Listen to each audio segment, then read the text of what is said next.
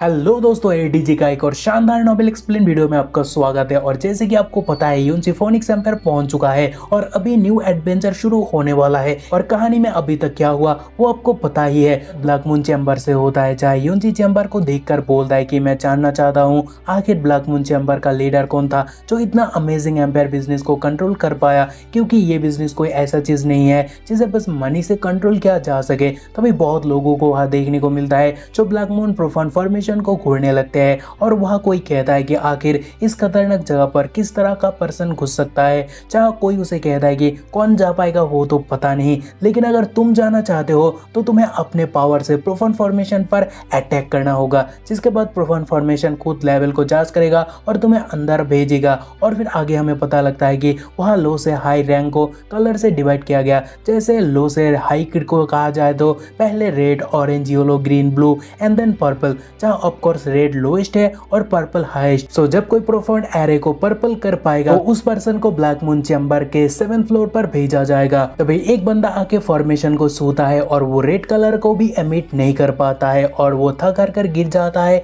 और कहता है इवन रेड कलर भी एमिट नहीं हुआ, जरूर फॉर्मेशन पर कुछ गड़बड़ है। तभी वह chief disciple of the phoenix empire Feng Chao का एंट्री होता है और वो उस बंदे को बोलता है कि शर्म नहीं आया कचरा कहीं का, जाने की औकात तो है नहीं, बराया बोलने की, फॉर्मेशन पर दिक्कत है। तभी उसे सब लोग पहचानने लगते हैं और चौंक जाते हैं। तभी वो फॉर्मेशन के पास आकर सबको कहता है कि आंखें खोलकर देखो, मेरे फोनिक्स डिसाइपल और स्मॉल गार्बेज काउंट्री के बीच कितना गैप है। और तभी वो फोर्स अप्लाई करता है और वह सायन कलर अपेयर होता है और वो सबको कहने लगता है कि तुम क्या जानो गार्बेज कहीं का सायन का मतलब क्या होता है, जाओ अभी यहाँ से दफा हो जाओ। लेकिन तभी यूनची बोलता है कि मैं सोचा फोनिक्स एल्डर चीफ डिसाइपल के नाते तुम बहुत पावरफुल होगे, लेकिन केस वो नहीं है। जहाँ फेंग चाओ यूनची को देखकर बोलता है क्या तुमने अभी ये बोला। जहाँ यूनची सीना दिखाकर बोलता है कि हाँ मैंने ही बोला। जो सुनकर फेंग चाओ हंसने लगता है और बोलता है कि ये तो छोटे देश का कचरा निकला, बेचारे अर्थ रियल्म बकवास। और फिर वो आगे कहता है कि अफसोस की बात है कि तुम यहाँ निजी तौर पर नहीं लड़ सकते हो,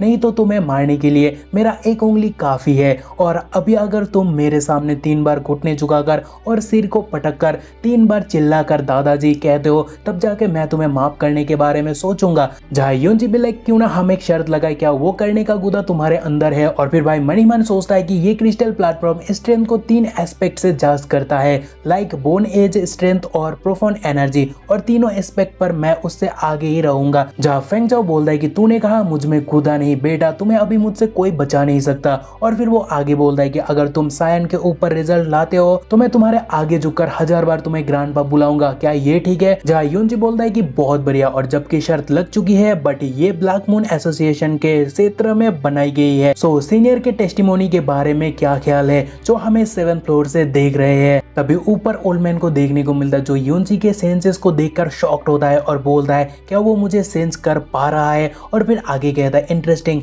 आखिर उसे कैसे पता, मैं उसे ही देख रहा हूँ। जहाँ तभी फेंग चाओ यूनची को बोलता है कि प्रिटेंड मत करो कि तुम स्ट्रॉन्ग हो, क्योंकि सीनियर का हालचाल मैं सेंस नहीं कर पा रहा, लेकिन तुम कह रहे हो कि सीनियर हमें देख रहा है, व्हाट ए रविश। तभी यूनची उसे बोलता है कि तो फिर मुझे देख। और फिर यूनची उसका घमंड उसके डैश डैश पर डालने के लिए ताकत लगाकर पर्पल कलर को एमिट करता है, जो देखकर वो आर रोना करते हुए कहता है कि नामुमकिन। तभी एल्डर भी चौंक जाता है और बोलता है कि अर्थ प्रोफाउंड रियल्म इनक्रेडिबल। तभी यूनची उसे कहता है कि फेंग चाओ खड़े क्यों हो, रिजल्ट आ चुका है और अभी घुटने पर आओ और 1000 बार मुझे ग्रैंडपा कह के पुकारो। तभी फेंग चाओ बोलता है कि तुम बस कचरा हो, तुम पर्पल कैसे ला सकते हो, जरूर प्रोफाउंड एरे पर कुछ दिक्कत है। तभी उसका आर रोना देखकर वह सीनियर आकर गुस्से से बोलता है कि डिवाइन फोनिक्स सैक का जूनियर, अगर तुम हार चुके हो तो हार को मान लो। और दूसरी बात, तुम्हें किसने हक दिया मेरे ब्लैक मून प्रोफाउंड एरे को कोसने का, क्योंकि मुझे डर है अगर स्वयं तुम्हारा मास्टर फेंग यूनची भी यहाँ आता है तो उसका भी ये करने का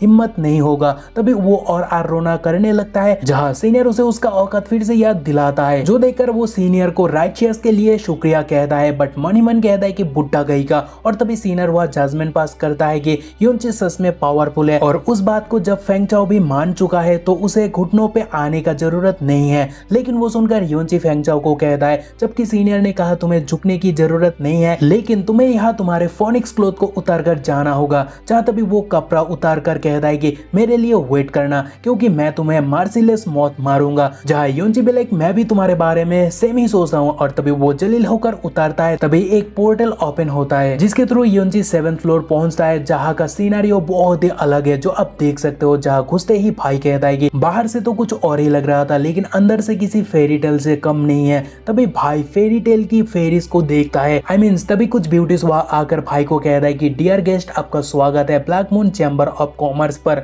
और अगर आपको किसी भी चीज की नीड हो तो पूछने में हिचकिचाना मत। और तभी यूनची सोचता है कि इट टर्न्स आउट सब प्रोफान रियल पर है और वो देखने में बस मेड लग रही है। सो ब्लैक मून चैम्बर सच में पावरफुल है। जहाँ यूनची तीनों फेरीज से कहता है कि मैं बस जानना चाहता हूँ कि जो सीनियर मुझसे बातें किया वो अभी कहाँ होंगे। तभी सीनियर कहता है कि उसे यहाँ लाओ। तभी सारे फेरीज यूनची को उस तरफ वेलकम करने लगते हैं। तभी सीन चेंज होने पर सीनियर और यूनची का कॉन्वर्सेशन हमें देखने को मिलता है। जहाँ सीनियर कहता है कि आइस यूज करके फोनिक्स को बॉडी में छिपाना सचमुच ग्रेट है। सो तुम सचमुच एक जीनियस हो, क्योंकि तुमने पर्पल लाइट को एमिट कर पाए हो।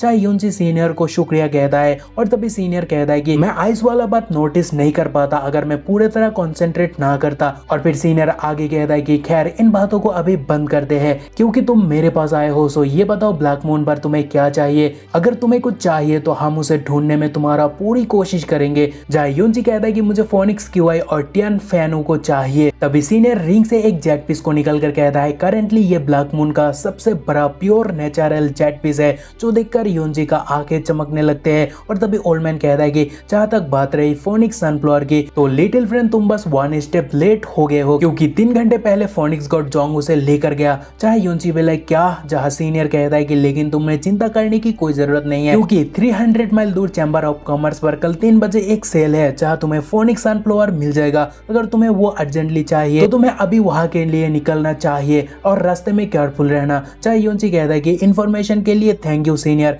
लेकिन मुझे पता नहीं कि उस चीज का कीमत कितना होगा। चाहे उसका होश उड़ा देता है सीनियर कहकर कि 7008 पर्पल कॉइन। जहाँ यूनची लाइक ओ नो इतना, तब तो मैं ब्रोक हो जाऊंगा, लेकिन और कोई रास्ता नहीं है, मुझे उसे लेना ही होगा। तभी फेंगचाओ को देखने को मिलता है, अभी भी वो गुस्से में है और कहता है कि मौका मिलते ही इस ह्यूमिलिएशन का बदला मैं तुम्हारे मौत से लूंगा। लेकिन उतने में वहाँ एम्परर आ जाता है और एम्परर को देखकर वो घुटनों पे झुककर बोलता है कि son in law meet the father. जहाँ एम्परर कहता है कि उठो, और फिर एम्परर उसे कहता है कि मैं चाहता हूँ तुम फोनिक जेट टेम्पल की चोरी की जांच करो कि वहाँ हुआ क्या। जहाँ फेंगचाओ बोलता है कि सन इन लॉ ने जांच किया, चोरी करने वाला पर्सन उसके पास एक भूतिया होली हैंड फ्लोअर सी है। और जहाँ एम्परर भी like floor of sea the so called world first theft. और एम्परर कहता है कि साले चोर के बच्चे ने मेरे फोनिक्स गॉड एम्परर पर चोरी किया। जहाँ फेंगचाओ बोलता है कि फादर चिंता मत करो, उसे सिर्फ आधा फोनिक्स सनफ्लावर ही मिला है। जो सुनकर एम्परर भी लाइक क्या?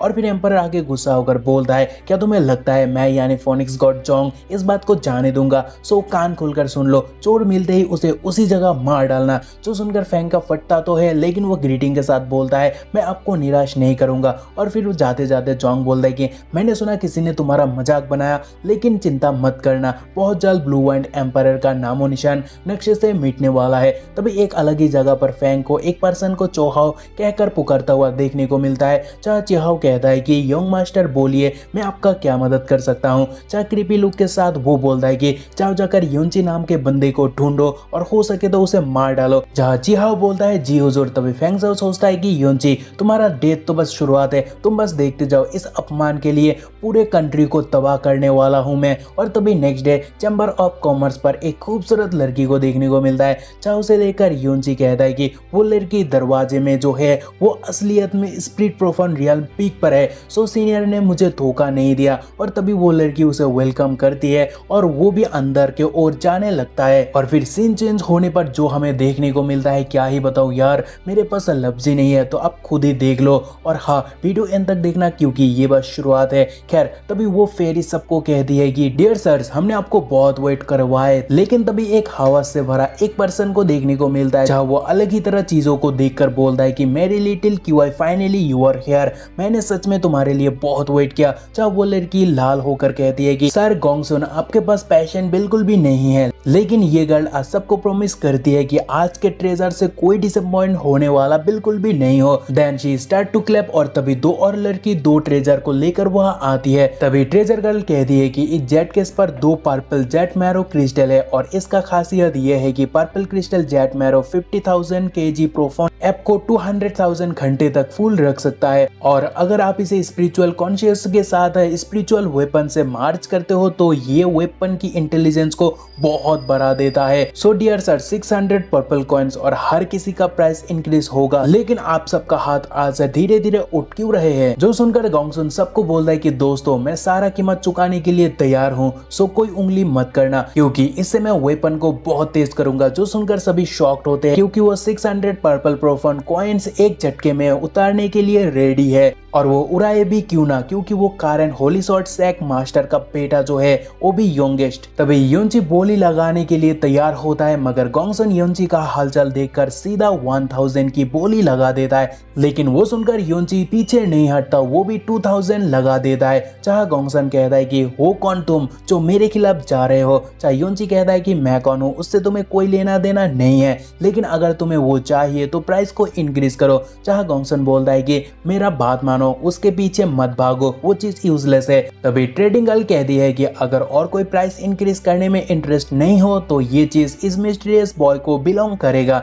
चाहे और कोई प्राइस इंक्रीज तो नहीं करता है, मींस वो योंची का हो चुका है। देन उसके बाद ट्रेडिंग गर्ल दूसरे ट्रेजर से कपड़ा हटाती है और कहती है ये रहा आज का second lot, none other than the phoenix sunflower and the starting price is 1000 purple coin. चाहे सभी भी लाइक क्या फोनिक्स सनफ्लावर, और वो देखकर सब शॉक्ड इसीलिए है क्योंकि ये बस डिवाइन फोनिक्स सैक के पास ही होता है, लेकिन यह कैसे आया ये सोचकर सभी लोग हैरान है। लेकिन योंची ट्रेजर देखकर बोलता है कि ये सच में फोनिक्स सनफ्लावर है और दिखने में लग रहा है कि ये बस अभी अभी मैच्योर्ड हुआ है, सो इसका मेडिकल पावर इसके पीक पर है। और फिर वो बिना वक्त जाया किए तुरंत हाथ उठाकर कहता है कि मैं इसके लिए पूरे 3000 मिस्टीरियस कॉइन देने के लिए तैयार हूँ। जो सुनकर दो लोग कहते हैं कि ये लड़का तो कुछ ज्यादा ही मनी पे करने जा रहा है, जो फायदे का तो बिल्कुल भी नहीं है। तभी ट्रेडिंग गर्ल कह दिया अगर कोई प्राइस इंक्रीज नहीं किया तो ये फोनिक्स सनफ्लावर भी इस मिस्टीरियस बॉय को बिलोंग करेगा। तभी ट्रेडिंग गर्ल डील फाइनल करने ही चली थी, लेकिन उतने में कोई कहता है कि वो फोनिक्स सनफ्लावर मुझे चाहिए। जो सुनकर योंची को झटका लगता है, लेकिन नेक्स्ट फ्रेम में हमें पता लगता है कि योंची बोली को जीत चुका है क्योंकि तभी वो बंदा योंची को कहता है क्या तुमने फोनिक्स सनफ्लावर को बाय किया, लेकिन इस यंग मास्टर को अर्जेंटली एक फोनिक्स सनफ्लावर की बहुत ज्यादा नीड है क्योंकि खरीदे गए कॉइन से मैं एक भी कॉइन कम तुम्हें बिल्कुल भी नहीं दूंगा। जहाँ योंची भी लाइक लो एक और आ गया और उसके बाद वो यंग मास्टर को कहता है अगर मैं ना कहूँ तो तब क्या होगा। चाहे यंग मास्टर बोलता है लगता है तुम मुझे फोनिक्स सनफ्लावर हैंड ओवर करने की मूड पर बिल्कुल भी नहीं हो, और फिर वो अटैक करके बोलता है कि तो फिर गो टू हेल। तभी कुछ लोग खुश होते हैं और कुछ लोग बहुत ज्यादा शॉक। खुश इसीलिए क्योंकि वो लोग सोचते हैं योंची का गेम बजने वाला है, लेकिन योंची उल्टा उसका ही गेम बजा देता है, वो भी जमीन पर पटक कर। जहाँ सभी शॉक्ड होते हैं और मार खाने के बाद वो बंदा बोलता है कि मैं झेंगियांग सैक का 7 यंग मास्टर हूँ, सो मेरे साथ ये करने का हिम्मत कैसे हुआ। तभी ये सुनकर योंची को आता है और ज्यादा गुस्सा, और फिर भाई बोलता है क्या तुम मुझे धमका रहे हो, लेकिन मुझे घंटा परवाह नहीं पड़ता है कि तुम कौन हो, बस मुझे ये पता है कि आज तुम जरूर मरोगे। और फिर योंची उसे धोने लगता है और तभी कोई आकर कहता है कि बॉय मैंने कहा वही रुक जाओ। जो सुनकर योंची भी परेशान होकर सोचता है कि वांग शुआन लेवल यानी एम्परर प्रोफाउंड रियल्म, जहां यंग मास्टर कहता है कि यहाँ वांग शुआन लेवल का पावर हाउस बैठा हुआ है, सो अभी मैं देखूंगा तुम कितना रैंपेज पर जा सकते हो। तभी उसे एक और पंच देकर योंची कहता है क्या मैंने कहा नहीं मुझे धमकाना मत जा। उसका हालत और खराब होता है, लेकिन तभी एक ओल्ड मैन कहता है कि लिटिल अर्थ रियल्म किड तुमने मेरे बात को टाला। जाए योंची भी लाइक तो क्या हुआ ओल्ड डॉग। जो सुनकर ओल्ड मैन को आता है बहुत गुस्सा, सो वो गुस्से से अटैक करने आता है, मींस उसे जान से मारने के लिए। लेकिन वह योंची का एटीट्यूड भी लाइक एम्परर प्रोफाउंड रियल्म का हो तो क्या हुआ। जहाँ बुड्ढा पंच के साथ बोलता है कि चलो देखते हैं तुम किस चीज से बने हुए हो। तभी योंची भी ओल्ड मैन के ऊपर पंच छोड़ता है, जहाँ भयंकर ऑरा ब्लास्ट हमें देखने को मिलता है, लेकिन पावर अप के साथ योंची बोलता है कि यहाँ से दफा हो जाओ बुड्ढा कहीं का। तभी ओल्ड मैन का हालत खराब होता है जो आप देख सकते हो, और फिर उसका पावर देखकर बुड्ढा कहता है क्या तुम असलियत में डिवाइन फोनिक्स सैक का मेंबर हो। जो सुनकर सबका एक ही रिएक्शन देखने को मिलता है क्या डिवाइन फोनिक्स सैक। जहाँ ओल्ड मैन सबको कहता है कि अभी देख क्या रहे हो, उसे उसका कॉइन क्यों नहीं लौटा देते हो। जहाँ योंची बोलता है कि उसका कोई जरूरत नहीं है और आपको नर्वस होने का भी जरूरत नहीं है क्योंकि मैं किसी को बुली करने वाला पर्सन नहीं हूँ जब तक मुझे कोई उंगली ना करे। तभी गोंग सुन भी लाइक अब मेरा क्या होगा और मैंने क्यों डिवाइन फोनिक्स सेक के किसी को उंगली किया। लेकिन योनची वहां से निकल पड़ता है, बट कुछ देर जाकर वो सेंस करता है कि कोई उसे फॉलो कर रहा है। सो वो जैस्मिन से पूछता है कोई मुझे फॉलो कर रहा है, आखिर वो कौन हो सकता है और यहाँ कोई नहीं है जो मुझे पहचान सके। सो जैस्मिन तुम मुझे ये बताओ, क्या तुम किसी को सेंस कर पा रही हो। अंग्रेजी लेते हुए जैस्मिन कहती है शट अप, मैं सोने जा रही हूँ, मुझे डिस्टर्ब मत करना। चाहे योनची भी लाइक हाँ ओके ठीक है, इस बात को बाद में देखा जाएगा। और फिर वो आगे बढ़ने लगता है, जहाँ कुछ देर जाने के बाद फिर से वो सेंस करता है कि वो लोग उसे अभी भी फॉलो कर रहे हैं। और उसके बाद ही हमें फॉलो करने वाले को देखने को मिलता है, जहाँ वो लोग कहते हैं कि वो हमें सेंस कर सकता है। और फिर योनची एक जगह पर खाना खाने बैठ जाता है और वहाँ वो सोचता है कि जो लोग मुझे फॉलो कर रहा है, लगता नहीं वो लोग मुझे फॉलो करना छोड़ना चाहते हैं। और फिर आधे घंटे वहाँ बैठने के बाद वो वहाँ से जाने लगता है। तभी सामने से एक लड़की सेव मी कहकर चीख कर उसके तरफ आने लगती है, क्योंकि एक क्रीपी पर्सन उसे फॉलो कर रहा है। और तभी वो लड़की योनची को आकर पकड़ भी लेती है।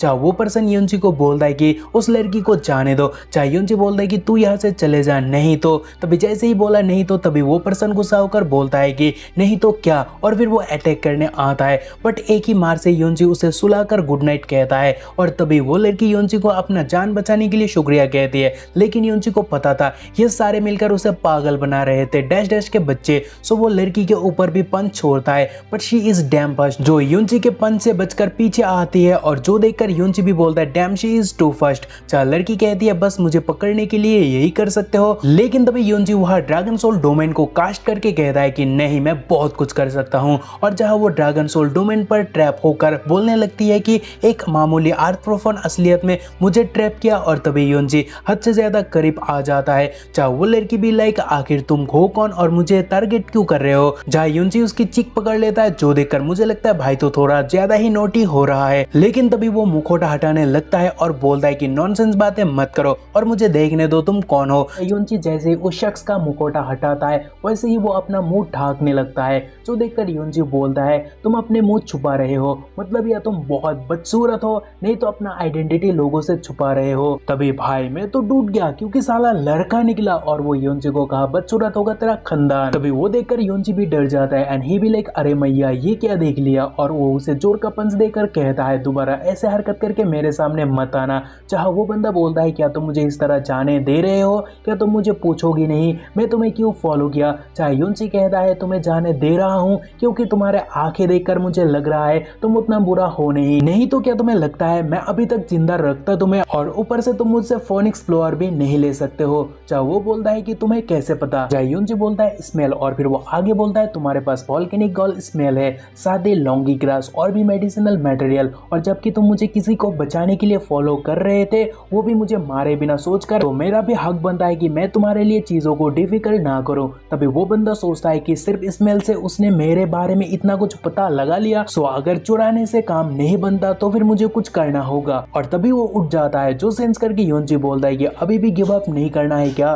तभी वो बंदा उसके सामने जमीन पर सिर टिका कर बोलता है कि प्लीज मेरे वाइफ को बचा लो, क्योंकि इस दुनिया में मेरा बस वही एक फैमिली है और मैं जिंदगी में पहली बार किसी के सामने झुक रहा हूँ, सो प्लीज मेरा मदद करो। तभी योनची सेंस करता है कि वो बंदा बहुत जेन्युइन है, जो अपने बीबी के खातिर तड़प रहा है और इवन अपनी डिग्निटी को भी जमीन पर रख दिया है। सो वो बोलता है कि मैं तुम्हें फोन एक्सप्लोर तो नहीं दे पाऊंगा, लेकिन तुम्हारे बीबी के लिए मेरे पास कुछ है। चाहे वो सुनकर वो खुश होकर बोलता है कि सच में, तो फिर मैं अपने पूरी जीवन तुम्हारे स्लेब बनने के लिए तैयार हूँ। चाहे योनची बोलता है मेरे पास दोबारा मत आना, बिल्कुल भी मत आना। और फिर सीन चेंज होता है और योनची उसके साथ उसके घर जाता है, जहाँ बाहर से ही वो बंदा आवाज देता है कि हम आ गए हैं। लेकिन जैसे ही डोर ओपन होता है चाहे योनची चौंक जाता है और बोलता है ये तो पर्पल वेन स्काई क्रिस्टल है, लेकिन इतने सारे। और तभी उस बंदे की वाइफ कहती है हस्बैंड क्या तुम हो। जहाँ वो बोलता है श्याओया डरो मत मैं हूँ। जहाँ वो कहती है क्या कोई गेस्ट भी है। जहाँ वो बोलता है कि हाँ मेरा एक दोस्त। जहाँ योनची भी लाइक हाँ मैं हुआरेन मिंघाई का दोस्त हूँ और मेरा नाम है लिंग्यून। जहाँ वाइफ हस्बैंड से पूछते हैं क्या ये सच है, क्योंकि ये अच्छी बात है कि मेरे हस्बैंड का दोस्त भी है। और फिर वो पास आउट हो जाती है। जहाँ मिंघाई बहुत सैड होता है और वो रोने लग जाता है। जहाँ योनची कहता है कि देख भाई जब तू मुझे अपना दोस्त बता रहा है तो तुम्हें मुझ पर ट्रस्ट करना होगा, क्योंकि वो वीक नहीं है बेहोश हुई है। सो अभी मुझे कुछ करना होगा, तो तुम्हें अभी बाहर जाना होगा। जहाँ मिंघाई बहुत फास्ट अपने वाइफ के खातिर बाहर चला जाता है, जो देखकर योंची भी शॉक्ड होकर बोलता है आखिर वो क्या कल्टीवेट करता है जो इतना वो तेज है। खैर उसके बाद वो पल्स चेक करने लग जाता है और जो बहुत लो है, लेकिन वो स्काई पॉइजन पियल निकाल कर बोलता है कि लेकिन मेरा स्काई पॉइजन पियल ना ही ज्यादा टॉक्सिक है ना ही इनसॉल्युबल। एंड देन योंची यूज दैट और वो सिनेरियो मिंगाई बाहर से देखता है जहाँ उसे सिर्फ ग्रीन ऑरा ब्लास्ट दिखाई देता है। सो वो फिक्रमंद होता है, लेकिन कुछ देर बाद योंची उसे कहता है कि अंदर आ जाओ। तभी मिंगाई बहुत तेज अंदर आता है, जो देखकर योंची बोलता है सांस तो लेने दे, इतना तेज कौन भागता है, तुम तो सच में मुझे डरा दिए हो। तभी मिंगाई वाइफ xiaoya से पूछता है क्या तुम ठीक हो, और फिर ये कहने के बाद वो रोने लगता है, और क्योंकि वो सेंस करता है कि उसकी वाइफ के बॉडी से पॉइजन गायब हो चुका है। सो योंची को हाथ जोड़कर बोलता है कि मिंगाई आपका ये काइंडनेस जिंदगी भर नहीं भूलेगा। सो अगर फ्यूचर में तुम्हें कुछ चाहिए तो मुझे पूछने में हिचकिचाना बिल्कुल भी मत। तभी योंची पूछता है कि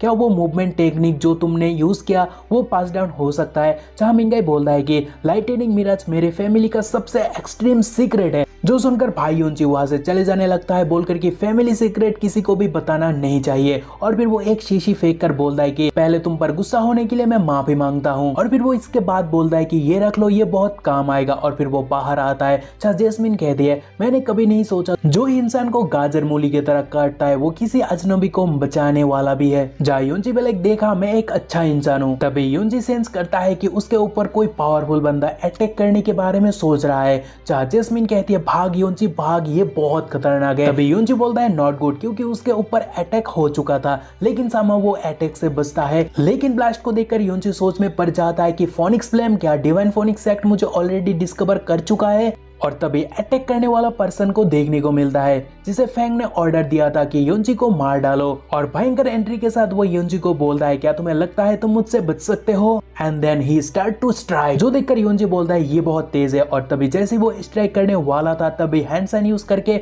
वो बहुत तेज भागने लगता है। जहाँ वो पर्सन वो देखकर बोलता है कि ऑलराइट तुम्हारे पास कुछ स्किल्स भी है, लेकिन अफसोस तुम भाग नहीं पाओगे। और हमें फ्लेम का बाउंडर देखने को मिलता है। तभी भागते हुए योंची हाथों में कुछ बॉल लेकर मौका का फायदा उठाकर उस पर्सन के ओर फेंकता है। जहाँ अचानक बॉल को देखकर वो पर्सन कहता है कि हेवन डेसिमेट ऑर्ब, और उतने में वहां होता है बूम बम। एंड योंची सुपरमैन की तरह आगे तेजी से उड़ता है और बोलता है अबे भाग कौन रहा था जब मैं तुम्हें राख कर सकता हूँ। देन सीन चेंज होता है और ब्लास्ट का आफ्टर इफेक्ट देखने को मिलता है, लेकिन ब्लडशेड के बावजूद वो बुड्ढा खड़ा होकर गुस्से से कहता है कि योंची, और फिर वो फायर अप होता है जिसे फोनिक्स बर्ड अपेयर होता है। और फिर वो योंची को कहता है कि आज मैं तेरा पीसेस बनाऊंगा। देन फ्लेम बर्ड तबाही करने लगता है, जिससे बचते हुए योंची तेजी से भागता है और बोलता है शायद देर सबर में पकड़ा जाऊंगा। और फिर वो सोनोफोनिक्स बीस्ट को समन करता है और उसके ऊपर राइड करके वो वहां से भागने लगता है। और भागते हुए वो बीस्ट को कहता है कि शियाओ चैन जल्दी से माउंटेन के ओर जाओ, नहीं तो वो बार्ट हमें कच्चा निकल जाएगा। तभी योंची का हरकत देखकर बुड्ढा बोलता है कि इस किट के पास वाकई स्पीड है, लेकिन अफसोस की बात तुम गलत जगह आ गए हो। तभी कुछ देर उड़ने के बाद योंची कहता है कि फाइनली उससे पीछे छूट चुका है, लेकिन उस मोमेंट वो सेंस करता है कि वहाँ का हवा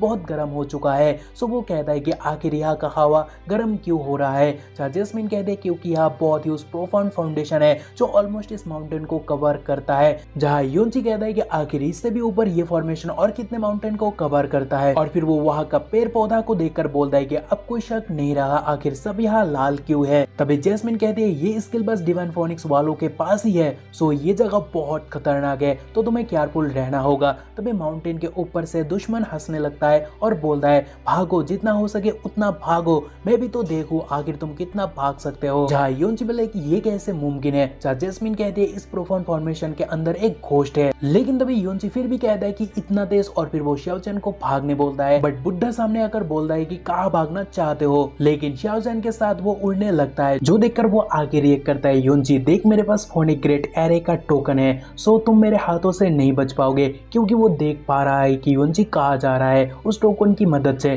तभी योंची भी कहता है मुझे फील हो रहा है कि वो हमें अभी भी देख पा रहा है। और फिर उसके बाद वो बोलता है लगता है उसे कंफ्यूज करने के लिए मुझे प्रोफाउंड हैंडल का इस्तेमाल करना होगा। और फिर वो प्रोफाउंड हैंडल यूज करके एक और योंची बनाता है, जो देखकर बुड्ढा बोलता है कि आखिर हुआ क्या, जो मुझे उस किट का 2 ऑरा दिखाई दे रहा है। लेकिन फिर वो टोकन पर अच्छे से देखने लगता है और उसे पता लगता है कि योंची प्रोफाउंड हैंडल यूज कर रहा है। सो वो बोलता है कि अच्छा तो ये किट एक डीमन है। फिर वो पावर अप होकर गुस्से से बोलने लगता है कि डीमन को पनिशमेंट मिलना चाहिए, तो बहुत हुआ, इस खेल को अभी चलो खत्म करते हैं। और फिर वो योंजी की ओर तेजी से बढ़ता है, जो अब देख सकते हो क्योंकि उसका फ्लेम भी बिखर चुका है, क्योंकि वो बहुत फर्स्ट आ रहा है। और नेक्स्ट मोमेंट ही वो योंजी के सामने भी पहुंच जाता है, क्योंकि हम पहले देख चुके थे योंजी का आइस बीस्ट बहुत तेज था। और उसी बात को सोचकर योंजी बोले क्या, जहाँ बुड्ढा बोलता है क्या मैंने कहा नहीं, मैं माउंटेन का मास्टर बन चुका हूँ, तो क्या आप मानते हो कि नहीं कि मैं अभी माउंटेन का मास्टर हूँ। जहाँ योंजी सोचता है क्या उसने प्रोफाउंड हैंडल को ऑलरेडी डिस्कवर कर लिया, वो अटैक करने के लिए तैयार होता है।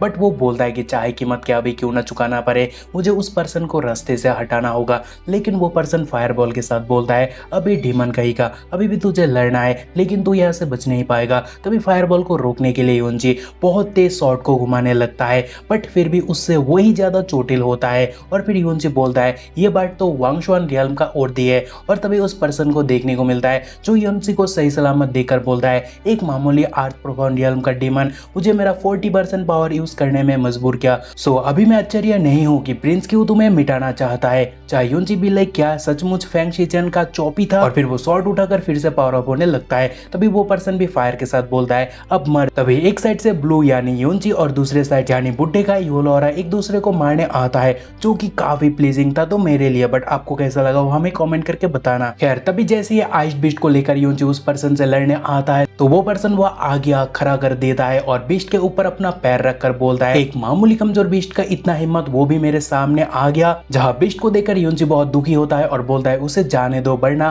तभी वो पर्सन देखता है कि योंजी को उस बीस्ट से बहुत प्यार है, सो वो बोलता है कि जबकि एक डीमन होकर तुम इसके लिए फिक्रमंद हो तो मैं इसे हेल भेजूंगा। और फिर वो बीस्ट को कुचलने जाता है और वह एक लात खाकर बीस्ट का हालत ऑलरेडी खराब होता है, जो योंजी से देखा नहीं जाता। और वो बोलता है कि शियाओ चैन, जहाँ वो पर्सन बोलता है कि कैसा लगा, जो बीस्ट तुमने पाला पोसा वो मेरे पैरों तले मर गया। जो देखकर योंजी बहुत गुस्सा होता है और बोलता है इस पाप के लिए तू जरूर मरेगा। और फिर शॉर्ट स्ट्राइक के साथ वो आगे बोलता है अगर तू मर भी गया फिर भी मैं तेरा हजारों पीसेस बनाऊंगा। चाहे बुड्ढा भी पावर अप होकर बोलता है क्या बोला डीमन, तू मुझे मारेगा, क्या तुम्हें पता भी है मैं कितना पावरफुल हूँ। तभी योंजी थोड़े टाइम के लिए चौंकता है क्योंकि वो बहुत ही पावरफुल स्ट्राइक मारता है, बट फिर भी वो फॉलिंग मून सिंकिंग स्टार को कास्ट करता है। जो देखकर ओल्ड मैन बोलता है कि आखिर ये कैसे मुमकिन है, क्योंकि ओल्ड मैन जो पर्जेटोरी को यूज किया था योंजी उसे तबाह किया है। सो वो बोलता है कि किड ने अनएक्सपेक्टेडली पावर ऑफ पर्जेटोरी को एक्सप्लोर किया। तभी एक और अटैक बुड्ढे की ओर आता है जिससे उस पर्सन का एक हाथ ही कट होता है। और पहले तो वो 2 सेकंड तक शॉक में रहता है यानी सदमे में,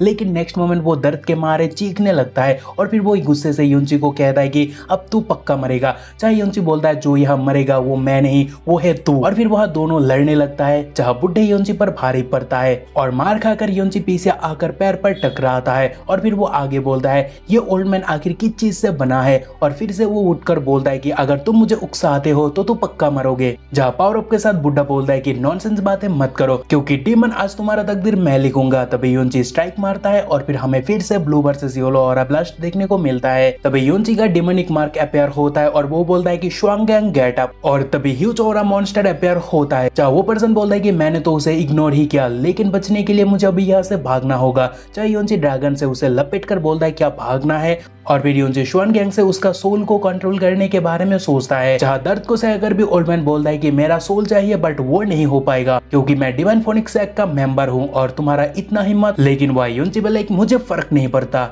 and then with the help of श्वांगैंग वो उस पर्सन को डिफीट करता है, but cost is too heavy क्योंकि वो भी बहुत इंजर्ड होता है। तभी वह जैस्मिन आकर कहती है योंजी हालांकि तुमने पर्गोरिटी को एक्सप्लोर किया और लिमिट के बियॉन्ड जाकर श्वांगैंग से उस पर्सन को खत्म किया, लेकिन इस कारण से तुम भी बुरी तरह इंजर्ड हो चुके हो, सो तुम्हें इस जगह को जल्दी से छोड़ना होगा। जहाँ योंजी कहता है कि बस मुझे 3 ब्रेथ का टाइम चाहिए। और फिर दोनों जाने लगते हैं क्योंकि जैस्मिन कहती है नहीं, अगर तुम यहाँ से नहीं जाते हो तो देर सबेर फोनिक्स फ्लेम वाले तुम्हें ढूंढ लेंगे। बट योंजी इतना एग्जॉस्ट हो चुका था कि उससे और चला नहीं गया और फिर वो गिर जाता है। और फिर 3 दिन बाद वह मानो फेरी आसमान से आती है। खैर वो तो जमीन का एक मखलूक है बट उसकी हुस्न किसी हूर से कम नहीं, और साथ ही उसके पेट, उफ क्या बताऊं यार। खैर वो परी योंजी को एक लकड़ी से उठाने लगती है। योंजी पहले तो खसने लगती है, जो देखकर वो डर जाती है और एक पेड़ के पीछे आकर कहती है उस पर्सन ने अभी अभी मूव किया, यार ये कितनी औसम है। तभी उसकी पैट योंजी को और बढ़ता है, जहाँ वो लड़की कहती है भाई भाई तुम्हारा इंजरी अभी भी हिल नहीं हुआ, सो तुम अभी उड़ नहीं सकते हो। जहाँ उल्लू फिर भी उड़ता है और योंजी को आके चाटे लगाता है और फिर चोच मारने लगता है। देन उसके बाद वो अपना मलकिन यानी उस लड़की को उसके ओर खींचने लगती है,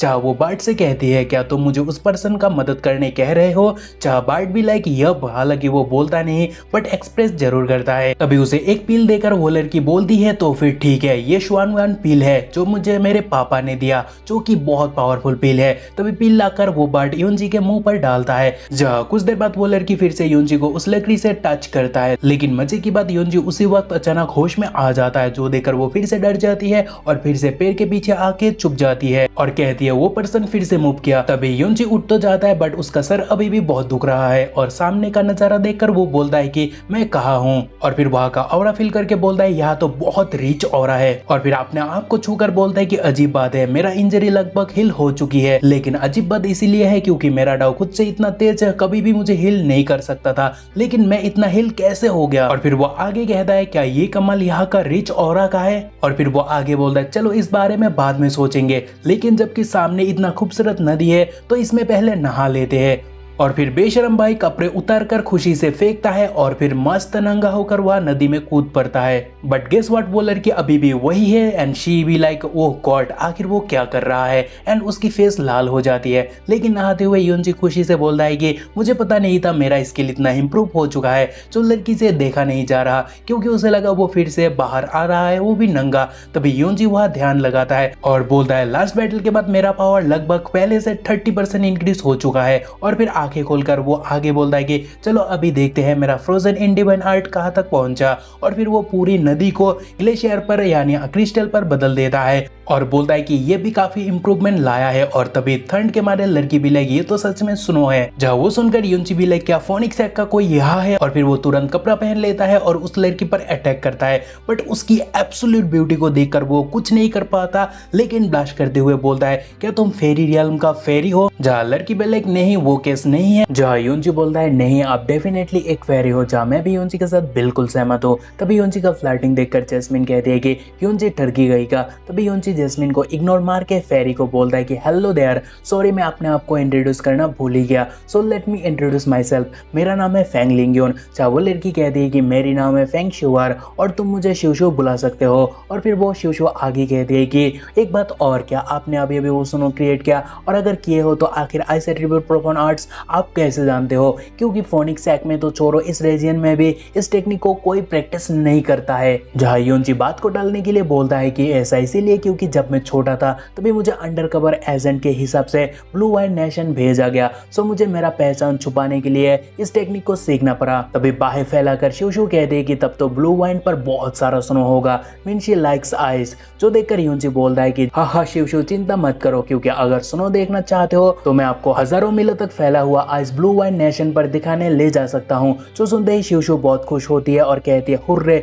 तो फिर ब्रदर यून चलो एक एग्रीमेंट बनाते हैं। और फिर वो आगे कहती है कि बाय द वे ब्रदर, जबकि आप मुझे आइस दिखाने ले जाओगे उसके लिए पहले ही शुक्रिया, लेकिन मेरे पास भी आपके लिए एक गिफ्ट है। चाहिए योंजी भी लाइक गिफ्ट। तभी शिवशु कह दे कि हाँ, क्योंकि आपका डिवाइन फोनिक्स ब्लड तो मेरे भाइयों से भी ज्यादा प्योर है, लेकिन आपने world war of the phoenix practice ही नहीं की हो, जो कि शर्म की बात है। सो मैं आपको world war of the phoenix सिखाऊंगी। जो सुनकर योंजी शॉक्ड होता है एंड ही भी लाइक किया, और उतने में वो लड़की फोनिक्स ब्लड योंजी को भेजता है और वह ऑरा आ जाता है। और फिर आधे घंटे बाद वो थक जाती है, सो अपनी पेट से कहती है श्यो बाय बाय, चलो हम चलते हैं, क्योंकि ब्रदर यून का खतरा टल चुका है और वो अभी आराम से एनलाइटमेंट स्टेज पे पहुंच चुका है। लिटिल व्हाइट यानी श्यो बाय बाय से जहाँ वो अपने मालकिन से कुछ कहना चाह रही है, और तभी उसे रिस्पॉन्ड करते हुए शिवशु कहते हैं कि लिटिल व्हाइट अब क्या हुआ।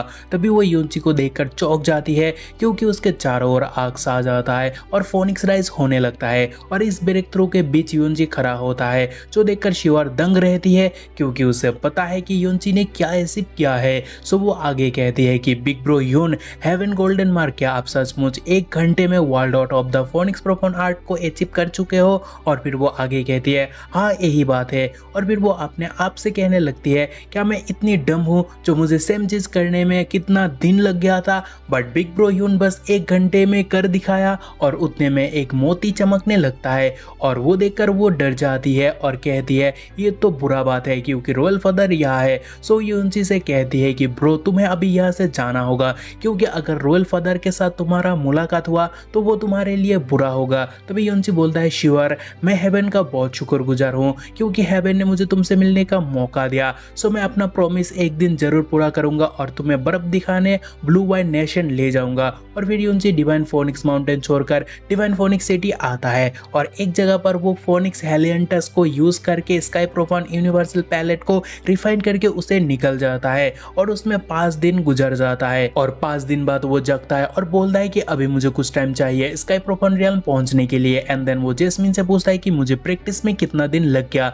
चाहे जेस्मिन कहती है 5 दिन, चाहे यूनची भी लाइक क्या, तो फिर मुझे पहले क्यों नहीं बोला क्योंकि आज टूर्नामेंट का दिन है। चाहे जेस्मिन भी लाइक क्या मैं अब तुम्हें इस बारे में भी इन्फॉर्म करता फिरूं और थोड़ी ये रैंकिंग टूर्नामेंट है जिसे मुझे अटेंड करना है।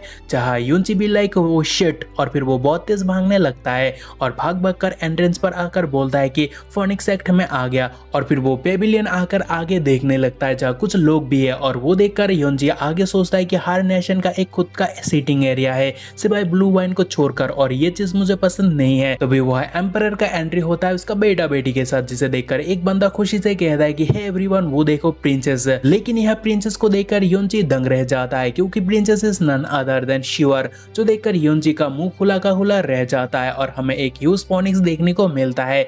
और फिर एम्परर बोलता है कि प्यारे मेहमानों, 4 सेक्रेट ग्राउंड अभी भी आया नहीं है। और तभी एक एल्डर कहता है कि सो हम उनके लिए और 15 मिनट वेट करेंगे। और फिर एम्परर बोलता है कि जबकि ये बात है तो चलो हम बैठ जाते हैं। और फिर तीनों बैठ जाते हैं। तभी एक पर्सन अपेयर होता है और बोलता है सेक मास्टर फैंग, आपको वेट करने की कोई जरूरत नहीं है क्योंकि मैं यानी लिंक ऑलरेडी यहाँ हूँ। जहाँ लिंक को देखकर यूनची बोलता है कि अरे ये तो हेवन रिसोर्ट रीजन का लिंक उन है। चाहे जेस्मिन कहती है कि वो टायरन प्रोफॉन रियल्म अर्ली स्टेज पर है। और फिर 4 चीजों वो सॉरी और फिर 2 ब्यूटीज के साथ एक और बंदे का एंट्री हुआ होता है, जो देखकर लिंक बोलता है कि हाहा योंग हॉल मास्टर ये सो सन मून डिवाइन हॉल भी आ गया। जहाँ लिंक का बात सुनकर योंग हॉल मास्टर ये बोलता है कि आशा के अनुसार आपने मुझे बहुत जल्द पहचान लिए हो। मुझे लगता है कि आप इन दिनों ठीक थे जब से हमने लास्ट मुलाकात किया। और तभी एक बंदा दांत चबाकर कहने लगता है कि सन मून डिवाइन हॉल भी। और तभी ये शिंगान प्रिंसेस को देखकर बोलता है कि क्या ही भला की खूबसूरत है और मुझे नहीं लगता मेरा दिल किसी भी लड़की को देखकर इतना कभी भी थरका होगा। और फिर ये मन ही मन कहने के बाद वो सेक मास्टर फैंग को ग्रीट करता है।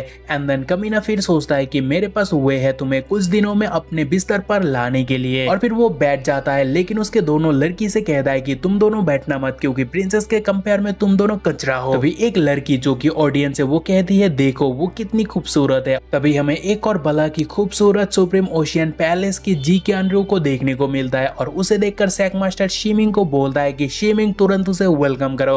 और फिर वो मनी मन कहता है कि शिट ये तो वही है। तभी कैनरू कहते हैं कि ओ लिटिल कॉन्ग फाइनली फिर से तुमसे मिल लिया, मैंने तुम्हें बहुत मिस किया, क्या तुमने मुझे मिस किया। और तभी सभी लोग लिटिल कॉन्ग बोलकर चीर करने लगता है, लेकिन कैनरू कॉन्ग को एक झप्पी देकर कहती है कि तुमसे मिले हुए सदियों हो गया लेकिन तुम्हारा स्किन अभी भी और स्मूथ हुआ है। चाह कॉन्ग अलग ही वैसे रिएक्ट करता है। और तभी एक ओल्ड मैन हंसने लगता है और उनका एंट्री जबरदस्त होता है और वो कहता है कि एवरीवन मैं आपको वेट कराने के लिए सबसे माफी मांगता हूँ। तभी उन्हें देखकर सभी लोग कहने लगते हैं कि अरे ये तो असलियत में एंशिएंट ब्लू का स्पिरिचुअल मास्टर है। जेस्मिन कहती है ये बुढ़ा एक मोनार्क है। जहाँ वो सुनकर यूनची भी लाइक डैम एक मोनार्क, तो फिर इनका एग्जिस्टेंस एम्पायर से भी ज्यादा रेयर है। और फिर ओल्ड मैन नीचे आता है जहाँ एम्पायर अपना कुर्सी छोड़कर उठता है और बोलता है कि junior Fang ancient blue spiritual master को ग्रेट करता है और आपका यहाँ आना हमारे लिए गर्व का बात है। जहाँ ओल्ड मैन उसे बोलता है कि तुम हर टाइम सीरियस क्यों रहते हो, मीन्स तुम जैसे बचपन में थे तुम अभी भी वैसे ही हो, एकदम बोरिंग और डल। तभी एल्डर बोलता है कि टाइम हो गया। जहाँ एम्पायर बोलता है कि तो चलो शुरू किया जाए। और तभी एल्डर आकर एक स्क्रॉल को ओपन करता है और कहता है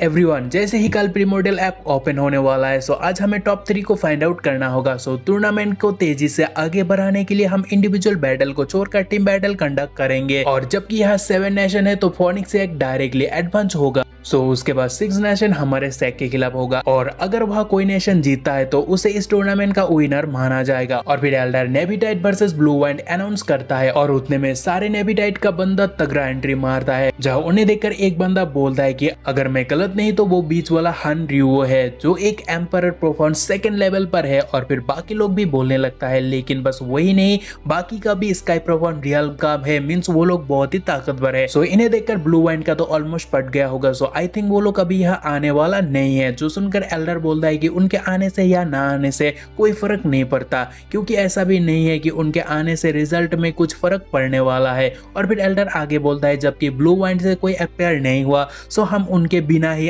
आगे का लॉर्ड ड्रो कंटिन्यू करेंगे। तभी ब्लू वाइन नेशन का एक बंदे को देखने को मिलता है और उसे हर कोई मॉक कर रहा है, वो सुनाई दे रहा है और वो सब सुनकर वो नर्वस होता है और बोलता है क्या सचमुच ब्लू वाइन से और कोई नहीं आया?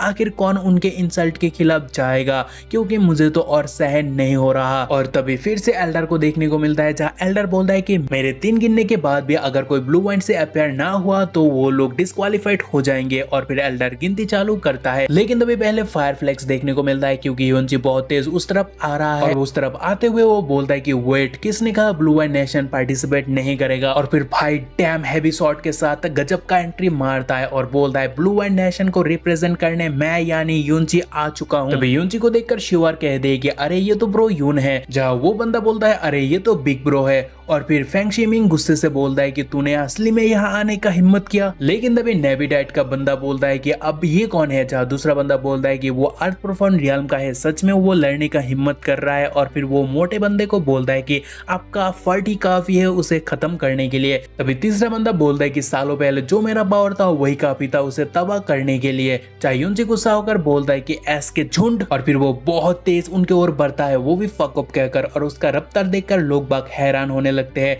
लेकिन ऑप्स का एक बंदा योंची को बोलता है कि साले क्या बोला तूने? चाहते भी योंची बॉल खड़ा कर देता है ह्यूज ब्लास्ट के साथ, जिससे 9 के 9 हवा में उड़ने लगता है। मिंच उन सब का फट चुका है और वो देखकर वहां मौजूद लोगों का भी होश उड़ जाता है। एंड दे भी लाइक क्या 9 के 9 हवा में, वो भी एक सिंगल मूव से? सो क्या वो सचमुच अर्थ प्रोफाउंड का है? लेकिन वह हनरियो खुद को शील्ड बनाकर प्रोटेक्ट कर लेता है और योंची को बोलता है कि तू अपने मौत को दावत दे चुका है। जहाँ स्ट्राइक के साथ योंची बोलता है कि आज मरेगा जो वो मैं नहीं तू है। तभी योंची का स्ट्राइक से बैरियर टूटने लगता है और जो देखकर वो भी बोलता है कि आखिर ये कैसे मुमकिन है। तभी योंची उसे डिस्ट्रॉय करके रखता है। मींस उसका खेल अभी के लिए खत्म हो गया। और तभी एल्डर अनाउंस करता है कि the winner is blue wine. So blue wine आगे के लिए एडवांस होता है। सो नेक्स्ट राउंड होगा ब्लू वाइन और सनफ्लावर ड्यू के बीच। जो सुनकर एक बंदा बोलता है कि फिर से क्यों? सो इस चैप्टर के शुरू में हमें ओपोनेंट टीम का डिसाइपल को देखने को मिलता है, जहाँ एक बंदा बाकियों को कहता है कि उसे देखकर घबराओ मत, क्योंकि लास्ट बैटल वो स्निक अटैक के कारण जीता। जहाँ दूसरा बंदा बोलता है कि अब सही बोल रहे हो, सो जब तक हम उसे स्निक अटैक का मौका नहीं देंगे वो हमारा हेड टू हेड बैटल पर कुछ नहीं बिगाड़ पाएगा। सो सुनकर योंजी को आता है गुस्सा और वो बोलता है क्या स्निक अटैक? और फिर वो शॉट घुमाना शुरू कर देता है और आगे बोलता है वो स्निक अटैक नहीं था। तभी ऑप्स के तीनों को देखने को मिलता है, जहाँ सामने वाला बंदा बाकी दो को बोलता है कि जल्दी अटैक करो और इस खेल को जल्दी से एंड करो। अभी बहुत से स्लैश देखने को मिलता है, जिन्हें देखकर योंजी स्माइल के साथ बोलता है कि हाँ वाटर एट्रीब्यूट प्रोफाउंड एनर्जी। और फिर उसी स्माइल के साथ उनका वाटर एट्रीब्यूट को योंजी फ्रोजन इंडिवाइड आर्ट से जमा देता है, जो देखकर ऑप्स का मेन बंदा बोलता है ये कैसे मुमकिन है? जहाँ दूसरा बंदा बोलता है कि वो एक्चुअली में हमारे सारे अटैक को जमा दिया। और फिर औरा ही औरा हमें देखने को मिलता है, जिसके बीचों में से योंजी खड़ा होता है और ऑप्स को बोलता है कि तुम्हारा इतना हिम्मत जो मुझसे लड़ने वक्त तुम इधर इधर देख रहे हो और भटक रहे हो। तभी दुश्मन बस क्रिस्टल और ह्यूज लाइट को देखता है, जो कि एरो की तरह उनके ऊपर अटैक कर रहा है। और फिर सीन चेंज होने पर स्वैग से योंजी बोलता है कि तुम लोग हार चुके हो, जो देखकर ऑडियंस भी लाइक क्या उसने इंस्टेंटली सबको बीट किया। जहाँ दूसरा बंदा बोलता है कि अरे ये तो मॉन्स्टर भी नहीं है, क्योंकि ऐसा काम वही कर सकता है जो मॉन्स्टर से भी परे हो। तभी अनाउंस होता है कि ब्लू वाइन नेशन इस राउंड का विनर है। और फिर इसी तरह पूरे 5 नेशन को हराकर योंजी डिवाइन फोनिक्स सैक के खिलाफ जाने में क्वालिफाई हो चुका है। जिसके बाद उसे एल्डर बोलता है कि योंजी क्या तुम आगे बढ़ना चाहते हो और हमारा फोनिक्स सैक के साथ लड़ना चाहोगे? क्योंकि अगर तुम यही चाहते हो तो तुम्हें हमारा 10 एम्परर प्रोफाउंड डिसाइपल के खिलाफ लड़ना होगा। तभी हमें फोनिक्स डिसाइपल का एक झलक देखने को मिलता है, जहाँ योंजी उन्हें देखकर बोलता है कि क्या तुम लोग नॉर्मल लोगों को लड़ने नहीं भेज सकते हो, क्योंकि देखो उन्हें सबके सब टकले हैं। Means bro can't be serious at all. खैर ये बोलकर वो बता देता है कि मैं पीछे नहीं हटूंगा, चाहे तुम कितनों को क्यों ना बुलाओ। तभी इस पेयर के साथ एक बंदा का एंट्री होता है, जो आते ही बोलता है कि तुम्हारे खिलाफ किसी भी कॉम्प्लिकेटेड टेक्टिक्स का सहारा लेना भी डिवाइन फोनिक्स सैक के लिए उचित नहीं होगा। चाहे योंजी उसे कहता है कि बेटा क्या तुझे लगता है तू उतना स्ट्रॉन्ग है जितना तू फेंक रहा है? जहाँ तभी ब्लू वाइन का बंदा बोलता है कि वो एम्परर प्रोफाउंड रियल्म 8 स्टेज पर है और उसके हाथ में जो स्पेयर यानी वेपन है वो एक एम्परर प्रोफाउंड वेपन है। सो वो डिवाइन फोनिक्स वेपन हो सकता है। और ये कहने के बाद वो आगे बोलता है बिग ब्रो इस बार तुम्हें एक्स्ट्रा केयरफुल रहना होगा। जहाँ मैं कहना चाहता हूँ क्या आपने इस बंदे को पहचान चुके हो? अगर पहचान लिए हो तो कमेंट में बताओ, जाओ, बाकी वक्त आने पर मैं आपका मजा खराब करे बिना आपको बता दूंगा। तभी ओपोनेंट को एम्पायर या कोई बोलता है कि टाइम वेस्ट मत करो और उसे उड़ा डालो, और फिर सीरियस होकर वो बंदा बोलता है कि चलो इसे खत्म करते हैं। एंड ऑफकोर्स तुमने जो अभी अभी कहा उसके लिए मैं जरूर से तुम्हारा मुंह तोड़ कर रखूंगा। और फिर वो बहुत तेज युनजी के ओर चार्ज करता है, बट युनजी एकदम शांत रहता है और कहता है कि आजा, कौन किसका मुंह तोड़ेगा वो अभी भी सर्टेन नहीं है, सो चलो देखते हैं। तभी स्पेयर आगे रखकर वो बंदा बोलता है कि एक एंट का इतना हिम्मत जो वो हाथी से फाइट करने का हिम्मत कर रहा है। और फिर हमें वह ह्यूज ब्लास्ट देखने को मिलता है, जिसके बाद दो लोग बातें करने लगते हैं कि व्हाट, कैसे, वो भी फोनिक्स फ्लेम यूज कर रहा है क्या, इसका मतलब वो, यानी आप समझ ही जाओ। दूसरा बंदा बोलता है कि ये एक ऐसी बात है जो अभी भी अनकवर नहीं हुआ, लेकिन मुझे एक बात पता है, एक बार तुम इस बारे में बात करोगे तो तुम्हें फोनिक्स एग पर लटकाया जाएगा। और फिर हमें तुरंत उसके बाद बैंगर देखने को मिलता है, जिसके बीचों बीच वो बंदा योंजी को बोलता है कि तुम उतना भी वीक नहीं हो, क्योंकि तुमने एक्चुअली मेरा अटैक को डिफेंड करने में कामयाब हुए हो। चाहे योंजी बोलता है कि तुम भी उतना बुरा नहीं हो, क्योंकि अभी भी तुम जिंदा हो। चाहे वो सुनकर वो बंदा को गुस्सा आता है और बोलता है कि मैं आश्चर्य हूँ, क्या तुम्हारा ताकत भी उतना ही है जितना तुम बोलते हो,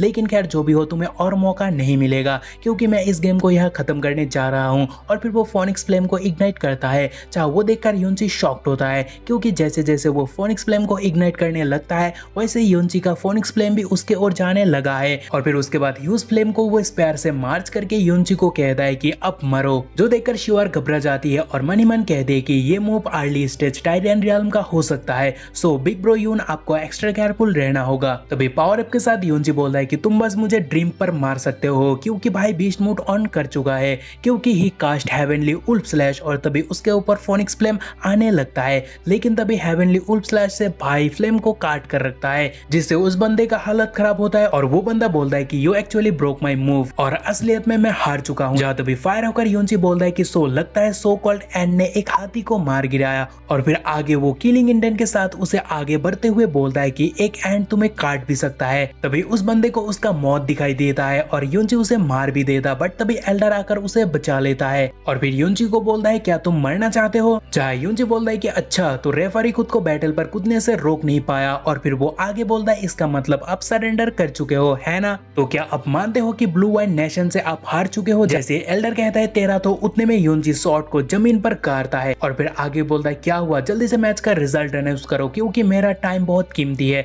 सो फिजूल की बात मुझसे नहीं होता। जहाँ एल्डर शॉट आगे करके बोलता है कि तुझे पता भी है तू क्या बोल रहा है। तभी ऑडियंस वहां चीखने लगता है कि हार हार होता है, ऐसा नहीं कि तुम्हारे अंदर उसे एक्सेप्ट करने का हिम्मत नहीं है, राइट। जहाँ दूसरा बंदा बोलता है लगता तो यही है डिवाइन फोनिक्स एक्ट लॉस को सहन नहीं कर सकता। तभी और भी लोग बोलने लगते हैं कि शर्म की बात है, इतना बड़ा नेशन होकर इतनी छोटी सोच। जो सुनकर एम्पायर को आता है गुस्सा और वो बोलता है रूल सिंपल दे, जो कि टीम बैटल अलाउ है। और फिर वो एक झुंड को देखकर बोलता है कि सो तुम सब मिलकर उसे मार सकते हो। तभी हमें उस झुंड को देखने को मिलता है जहाँ empire perform 5th stage fang, then empire perform 4th stage fang जीसुक, और फिर empire perform 6th stage fang 2-6 3 powerful बंदे को देखने को मिलता है। और इन नामों को गिनकर ब्लू वाइन नेशन का बंदा आगे बोलता है कि वो लोग तो शेमलेस है और ये तो सीधा अनफेयर है। चाहे एक बंदा बोलता है कि वो लोग सिर्फ हार ही नहीं मान रहे, बल्कि अब तो उसे बुली करने के लिए लोगों का सहारा ले रहा है, वो भी भारी भारी। चाह तभी ब्लू वाइन नेशन का बंदा बोलता है कि इतना ही सेक्ट होकर इतनी नीच हरकत, ये तो सरासर नाइंसाफी है। चाह क्रिटिसिज्म सुनकर एल्डर बोलता है कि मुझे सुनाई नहीं दे रहा और स्लाइटली मेरा सिर दर्द भी हो रहा है, लेकिन क्या करे, टूर्नामेंट को किसी भी हाल में खत्म करना होगा और टूर्नामेंट के रूल पर टीम बैटल अलाउ है, सो टूर्नामेंट कंटिन्यू होगा। जहाँ ब्लू वाइन नेशन का बंदा बोलता है कि व्हाट द हेल, सच में डिवाइन फोनिक्स एक्ट का कोई शर्म नहीं है और तुम लोग जो कर रहे हो वो बुलशिट है। तभी 3 बंदों में से एक बंदा योंजी को बोलता है आखिर हमसे क्या दिक्कत है इस बैटल में ज्वाइन करने पर। चाहे दूसरा बंदा बोलता है कि वो ब्लू वाइन का ब्रेट है तो तुम पावरफुल हो, लेकिन हमारे नजरों में ब्लू वाइन नेशन कचरा है। चाहे तीसरा बंदा बोलता है क्योंकि नेशन बहुत कुछ कर सकता था, बहुतों को भेज सकता था, मगर उन्होंने सिर्फ तुम्हें भेजा, बस एक सिंगल पर्सन, जो कि इस टीम बैटल टूर्नामेंट के लिए हंसने वाली बात है। जो सुनकर योंजी को आता है गुस्सा। तभी एक बंदा उनके ऊपर कूदकर बोलता है कि किसने बोला ब्लू वाइन का, और कोई यहाँ आया नहीं। जो देखकर टकला बोलता है कि कौन बोला। तभी उस बंदे का होता है एंट्री और तीनों के दिनों वहां से उड़ जाता है, यानी वो डैम पावरफुल है। एंड फाइनली शानदार एंट्री के बाद वो बंदा बोलता है कि ब्लू वाइन प्रोफाउंड प्रैक्टिशनर शिया योनबा आ गया। एंड फाइनली हमें बड़े दिनों बाद योनबा को देखने को मिलता है and he change a lot, क्योंकि तभी उसका पावर और उसे देखकर कुछ लोग दंग रहते हैं और कहने लगते हैं कि हेवनली 9th थ्रोन उड़ गया, सो लगता है ये पर्सन काफी ताकतवर है। साथ ही वो योंजी से भी ज्यादा ओवरबियरिंग दिख रहा है, जो कि डिवाइन फोनिक्स एक्ट पर एक सीधा तमाचा है यानी थप्पड़ है। तभी बाकी सभी बड़े बड़े हस्तियों का रिएक्शन देखने को मिलता है कि जो कि बोलता है कि वो एक ओवरलॉर्ड है और वह एल्डर योनबा को बोलता है कि कौन हो तुम और डिवाइन फोनिक्स एक्ट पर यह हरकत करने का हिम्मत कहां से मिला। जहां योनबा उसे सीधा इग्नोर मारता है और फिर वह बच्चों की तरह आगे जाके अपने जीजू से मिलता है। जहां योनची भी लाइक योनबा वेट, क्योंकि योनची को पता है आगे क्या होने वाला है। और तभी एज यूजुअल की तरह योनबा अपने जीजू को कच के पकड़ लेता है। चाहे योनची बोलता है कि रुक जा नहीं तो मैं मर जाऊंगा। चाहे योनबा भी लाइक सॉरी जीजू, इमोशन पर मैं बह गया, लेकिन अब से बड़े दिनों बाद मिलकर बहुत अच्छा लगा। चाहे योनची बोलता है मुझे भी तुमसे बहुत दिनों बाद मिलकर बहुत अच्छा लगा और अब तो तुम ओवरलॉर्ड भी बन चुके हो। और फिर योनची मन ही मन बोलता है कि लगता है योनबा ने टायरेनिकल एम्परर डिवाइन बेन्स को अवेकन कर लिया। और फिर एल्डर को देखने को मिलता है जो मन ही मन बोलता है कि तुम दोनों का ये मजाल जो तुम दोनों मुझे इग्नोर कर रहे हो, और वो गुस्सा होकर दोनों को मारने आता है। चैप्टर शुरू होता है योनची से, जहां वो यानबा को केयरफुल होने बोलता है क्योंकि कमीना एल्डर उनके ऊपर अटैक छोड़ चुका था, जो हमने लास्ट एपिसोड में भी देखा था। लेकिन तभी अचानक से वह एंसेस्टर अपीयर होता है और एल्डर को सीधा बोलता है कि तुम्हारा इतना हिम्मत जो तुम इस ओल्ड मैन के क्लोज डोर डिसाइपल को वर्थलेस बोल रहे हो। जहां तभी एल्डर का फटकर 4 होता है और वो सोचता है क्या क्लोज डोर डिसाइपल, और उससे भी बड़ी बात ओल्ड मैन यहाँ कब आया जो मैंने उन्हें सेंस भी नहीं कर पाया। सो क्या यही है मोनार्क का असली पावर। तभी ओल्ड मैन से माफी मांगने के लिए एम्परर वह खुद कूदता है और बोलता है स्पिरिचुअल मास्टर प्लीज हमें माफ कर दो, और क्यों ना हम इस बात को यहाँ भूलकर टूर्नामेंट को आगे बढ़ने दे। तभी हमें पता चलता है कि योनबा is the damn fucking disciple of a monarch, क्योंकि तभी ओल्ड मैन योनबा को बोलता है योनबा चलो हमें स्टेज को छोड़कर बाहर जाना होगा। चाहे योनबा बोलता है कि मास्टर नहीं, मुझे मेरे जीजा को मदद करना होगा क्योंकि मैं भी ब्लू वाइन नेशन से हूँ। जहाँ ओल्ड मैन बोलता है कि जब से तुम मोनार्क सेंचुरी एंटर्ड किए हो तब से तुम वहां का हो, सो उसका मतलब ब्लू वाइन से अभी तुम्हारा कोई लेना देना नहीं है एंड इस हिसाब से तुम अभी टूर्नामेंट पर नहीं घुस सकते हो। तभी उदास होकर योनबा बस कह ही देता कि तब तो मुझे मोनार्क से रिश्ता तोड़ना होगा, लेकिन तभी उसे योनची रोक कर बोलता है कि योनबा क्या तुम सचमुच सोचते हो कि मैं उनके लिए काफी नहीं हूँ। जहाँ तभी योनबा कहता है कि ऑफ कोर्स नॉट, मुझे आप पर पूरा भरोसा है, सो मैं अभी बाहर से ही आपको चीरअप करूंगा। और तभी योनबा के जाने के बाद शॉट आगे करके योनची बोलता है कि ब्रिंग इट ऑन। तभी कमीना एम्पायर उनके फाइटर से कांटेक्ट करके बोलता है कि फाइट शुरू होते ही सब एक साथ फिनिक्स डोमेन ओपन करके उसे वही क्या वही मार डालना और ध्यान से वो बचना नहीं चाहिए। तभी एल्डर बोलता है कि ब्लू वाइन नेशन और फोनिक्स एक्ट के बीच की लड़ाई का हाल ये है कि बैटल फिर से शुरू होगा और फोनिक्स एक्ट वाले उतने में ही फोनिक्स डोमेन ओपन करता है। तभी वो बंदा बोलता है कि फोनिक्स एक्ट तुम लोग तो सचमुच शेमलेस हो, क्योंकि यहाँ तक 9th थ्रोन की डोमेन से ओवरलॉर्ड भी टकराने की हिम्मत नहीं करेगा। तभी वह योनची को मुसीबत में देखकर शिवार बहुत ही परेशान होती है, लेकिन उसका बाप और भाई बहुत ही खुश होता है, यानी उनको बहुत ही मजा आता है एंड दी लाइक इससे बचकर दिखाओ। और तभी वो देखकर योनबा बहुत गुस्सा होता है और उसका बच चलता तो वह कूद पड़ता, मगर तभी ओल्ड मैन उसे रोक लेता है और शांत होने बोलता है। तभी एल्डर का शॉकिंग फेस हमें देखने को मिलता है, मींस योनची ठीक है, क्योंकि तभी वह एल्डर बोलता है कि यहाँ तक ओवरलॉर्ड भी इससे धूल में मिट जाता, लेकिन आखिर वो किस मिट्टी से बना है। तभी एक टकला हुआ बोलता है कि चल क्या रहा है। तभी हमें नेक्स्ट लेवल फोनिक्स के बीचों बीच योनची को देखने को मिलता है, मींस 9th थ्रोन का डोमेन उसका कुछ नहीं बिगड़ सका। और फिर तभी सारे टकले कहने लगता है कि वो क्या है। जहाँ ओल्ड मैन बोलता है कि अरे वाह कुछ तो हो रहा है इंटरेस्टिंग। तभी हमें योनची को देखने को मिलता है और वो भी पीक पर, जहाँ फ्लेम से पीछे एक केप सा बन जाता है लाइक डॉक्टर स्ट्रेंज, और वो बोलता है कि डिवाइन फोनिक्स एक्ट अपना आंखें खोलकर देख लो असली दुनिया की ऑड फिनिक्स क्या होता है। जहाँ एक थ्रोन बोलता है कि हेवन ये क्या है, जहाँ दूसरा थ्रोन बोलता है कि मुझे नहीं पता। तभी huge flame phoenix bird throne के ओर आने लगता है, मींस उन्हें खत्म करने आता है। और तभी एक थ्रोन बोलता है कि नो मैटर व्हाट हम उसे हार नहीं सकते हैं। जहाँ दूसरा थ्रोन बोलता है कि मैंने कभी नहीं सोचा एक मामूली अर्थ प्रोबॉर्न रियल्म का ब्रेड सब कुछ पलट कर रखेगा। चाहे योनची बोलता है कि तुम लोग बहुत ही बचकाने हो, और फिर वो पावर फ्लेक्स करके आगे रेस के साथ बोलता है कि देन आई गेस मुझे इस ड्रामा को यहाँ खत्म करना होगा। और क्या देन योनची empire and dance of the phoenix wing cast करता है, जिससे 9th थ्रोन का फटकर 64 तो होता ही है एंड शिवार भी शॉक्ड होकर कहती है ये तो वाइल्ड डॉट फोनिक्स की 5th स्टेज है। जहाँ एम्पायर भी लाइक आखिर वो 5th स्टेज कैसे यूज कर सकता है, क्योंकि यहाँ तक हमारा डिवाइन फोनिक्स एक्ट भी बस 4 ही यूज कर सकता है। और तभी वह बूम बम और डिस्ट्रक्शन होता है जो आप देख सकते हो। जहाँ जमीन पर एक थ्रोन दूसरे को बोलता है कि ब्रेड ने सब कुछ लगा दिया होगा इस अटैक पर, सो क्या इसका मतलब हम जीत चुके हैं। जहाँ दूसरा बंदा बोलता है कि अगर मैंने सब कुछ ना लगा दिया होता तो मैं इस मूव से पक्का मर गया होता। लेकिन तभी एक और वेब लाकर योनची बोलता है क्या तुम्हें लगा कि ये खेल अभी खत्म हुआ? नहीं दोस्त, पिक्चर अभी बाकी है। और वह फिर से तबाही होने लगता है। जहाँ वो देखकर एक बंदा बोलता है कि फोनिक्स एक्ट को कोई मिल गया जो उन्हें उनके ही शब्दों में टक्कर दे सकता है। तभी फ्लेम ऑरा के बीचों बीच से योनची बोलता है कि काहे का 9th थ्रोन जो मेरा सिंगल अटैक भी सहन नहीं कर पाए हो। सो क्या इसका मतलब ये नहीं कि कि मैं जीत चुका हूँ। और तभी एम्परर चौंक जाता है और बोलता है ये तो लीजेंडरी स्टार स्क्रोचिंग डीमन लोटस है। और तभी फेंग शिमिंग गुस्सा होकर उठकर बोलता है कि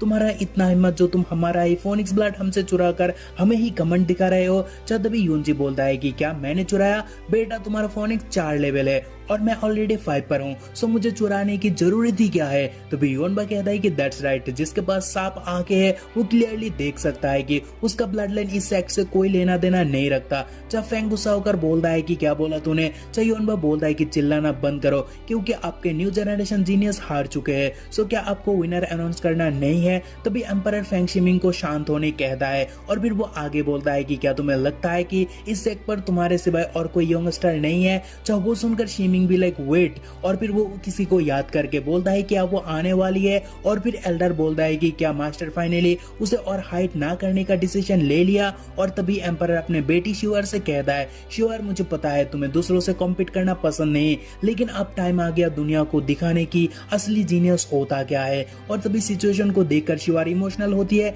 क्योंकि उसे योंजी से नहीं लड़ना, लेकिन उसका बाप उसे बोलता है कि मैं तुमसे भीख मांगता हूँ, दिखाओ दुनिया को तुम क्या कर सकते हो। तभी शिवर कहती है ओके देन, और फिर वो शिवर बाप के खातिर मैदान पर आ जाती है। चाहे योंजी उसे देखकर दंग रहता है और बोलता है शिवर तुम जा। तभी शिवर कहती है कि ब्रदर यून मैंने कभी नहीं सोचा हम दोनों फिर से ऐसे मिलेंगे। और फिर वो पावर अप के साथ आगे कहती है कि सच में ये हमारा बहुत बड़ी बैड लक है। और तभी शिवर की फेदर निकल आती है, चाहे वो फेरी से कम नहीं लग रहा है। To be honest she looks damn gorgeous. और फिर वो योंजी से कहता है कि ब्रदर यून सॉरी लेकिन शिवर अभी आपसे फाइट करने वाली है। तभी जैस्मिन योंजी से बोलती है कि योंजी ओल्ड मैन ने उसे क्रिटिसाइज किया, सो बी केयरफुल क्योंकि वो ऑलरेडी एक half step to the sovereign profound realm पर है। तभी योंग हॉल मास्टर ये बोलता है कि 9 प्रोफाउंड लिंग बॉडी, सो उस पर्सन ने जो कहा वो झूठ नहीं था। मीन शिवर इस दुनिया की बेस्ट फर्नेस बन सकती है। और फिर उसके मुंह से लालच की पानी टपकने लगता है और वो मन ही मन बोलता है कि I am going to make her mine, ताकि उसके बॉडी बस मेरे ही बेड पर रेस्ट करे। और तभी भोली शिवर को देखने को मिलता है जो योंजी को अटैक तो करती है बट पहले बोल भी देती है कि ये अटैक बहुत ही खतरनाक है, सो हो सके तो इसे बचना। जहाँ तभी उसे इस दुविधा में देखकर योंजी बुरा फील करता है और फिर वो आंखें बंद करके बोलता है कि मुझे नहीं लगता इतना काइंड गर्ल मुझे शॉर्ट से हर्ट कभी भी कर सकती है। तभी शिवर उसे वहां से ना हिलता हुआ देखकर दंग रहती है और ठीक उसके फोरहेड के इंच बराबर वो खुद को रोक देती है। और योंजी से पूछता है कि तुमने अटैक को डॉज क्यों नहीं किया। जहाँ योंजी जवाब में कहता है कि क्यों ही मैं अटैक को डॉज करूं। जहाँ वो बोलती है क्या तुम्हें डर नहीं कि मैं तुम्हें हर्ट कर सकती हूँ। जहाँ योंजी बोलता है कि डर था और डर नहीं भी था क्योंकि जो अटैक कर रही थी वो तुम थी। जहाँ वो ब्लश के साथ कहती है क्या मेरे कारण तुमने एक इंच हिला तक भी नहीं। और फिर तुरंत वो शॉट रखकर अपने बाप से कहती है कि रॉयल फादर शिवर सरेंडर करती है। चाहे उसकी बाप भी लाइक क्या तुम इस मैच को बच्चों की खेल समझ रही हो, तो ध्यान से सुनो ये मैटर सिर्फ डिवाइन फोनिक्स सेक्ट की डिग्निटी नहीं बल्कि ये रिलेटेड है पूरे फिनिक्स नेशन की डिग्निटी और ऑनर से। जहाँ शिवर कहती है ऑनर डिग्निटी वो क्या होता है, वो तो लोगों के सामने हम बहुत पहले खो चुके हैं। और फिर वो योंजी के ओर देखकर बोलती है क्या योंजी की फोनिक्स ब्लड लाइन के कारण आप सब उसे टारगेट कर रहे हो। सो मैं यहाँ प्रूव करके दिखाऊंगी कि उसका ब्लड लाइन फोनिक्स सेक्ट से रिलेटेड नहीं है। और फिर वो योंजी के फोरहेड पर कुछ करने लग जाती है। और फिर उसके बाद वो कह दे कि जैसे कि सबको पता है कि सिर्फ फिनिक्स गॉड की direct successor Phoenix golden mark inherit कर सकता है। सो ये बात दर्शाता कि योंजी का फोनिक्स ब्लड लाइन इस सेक्ट से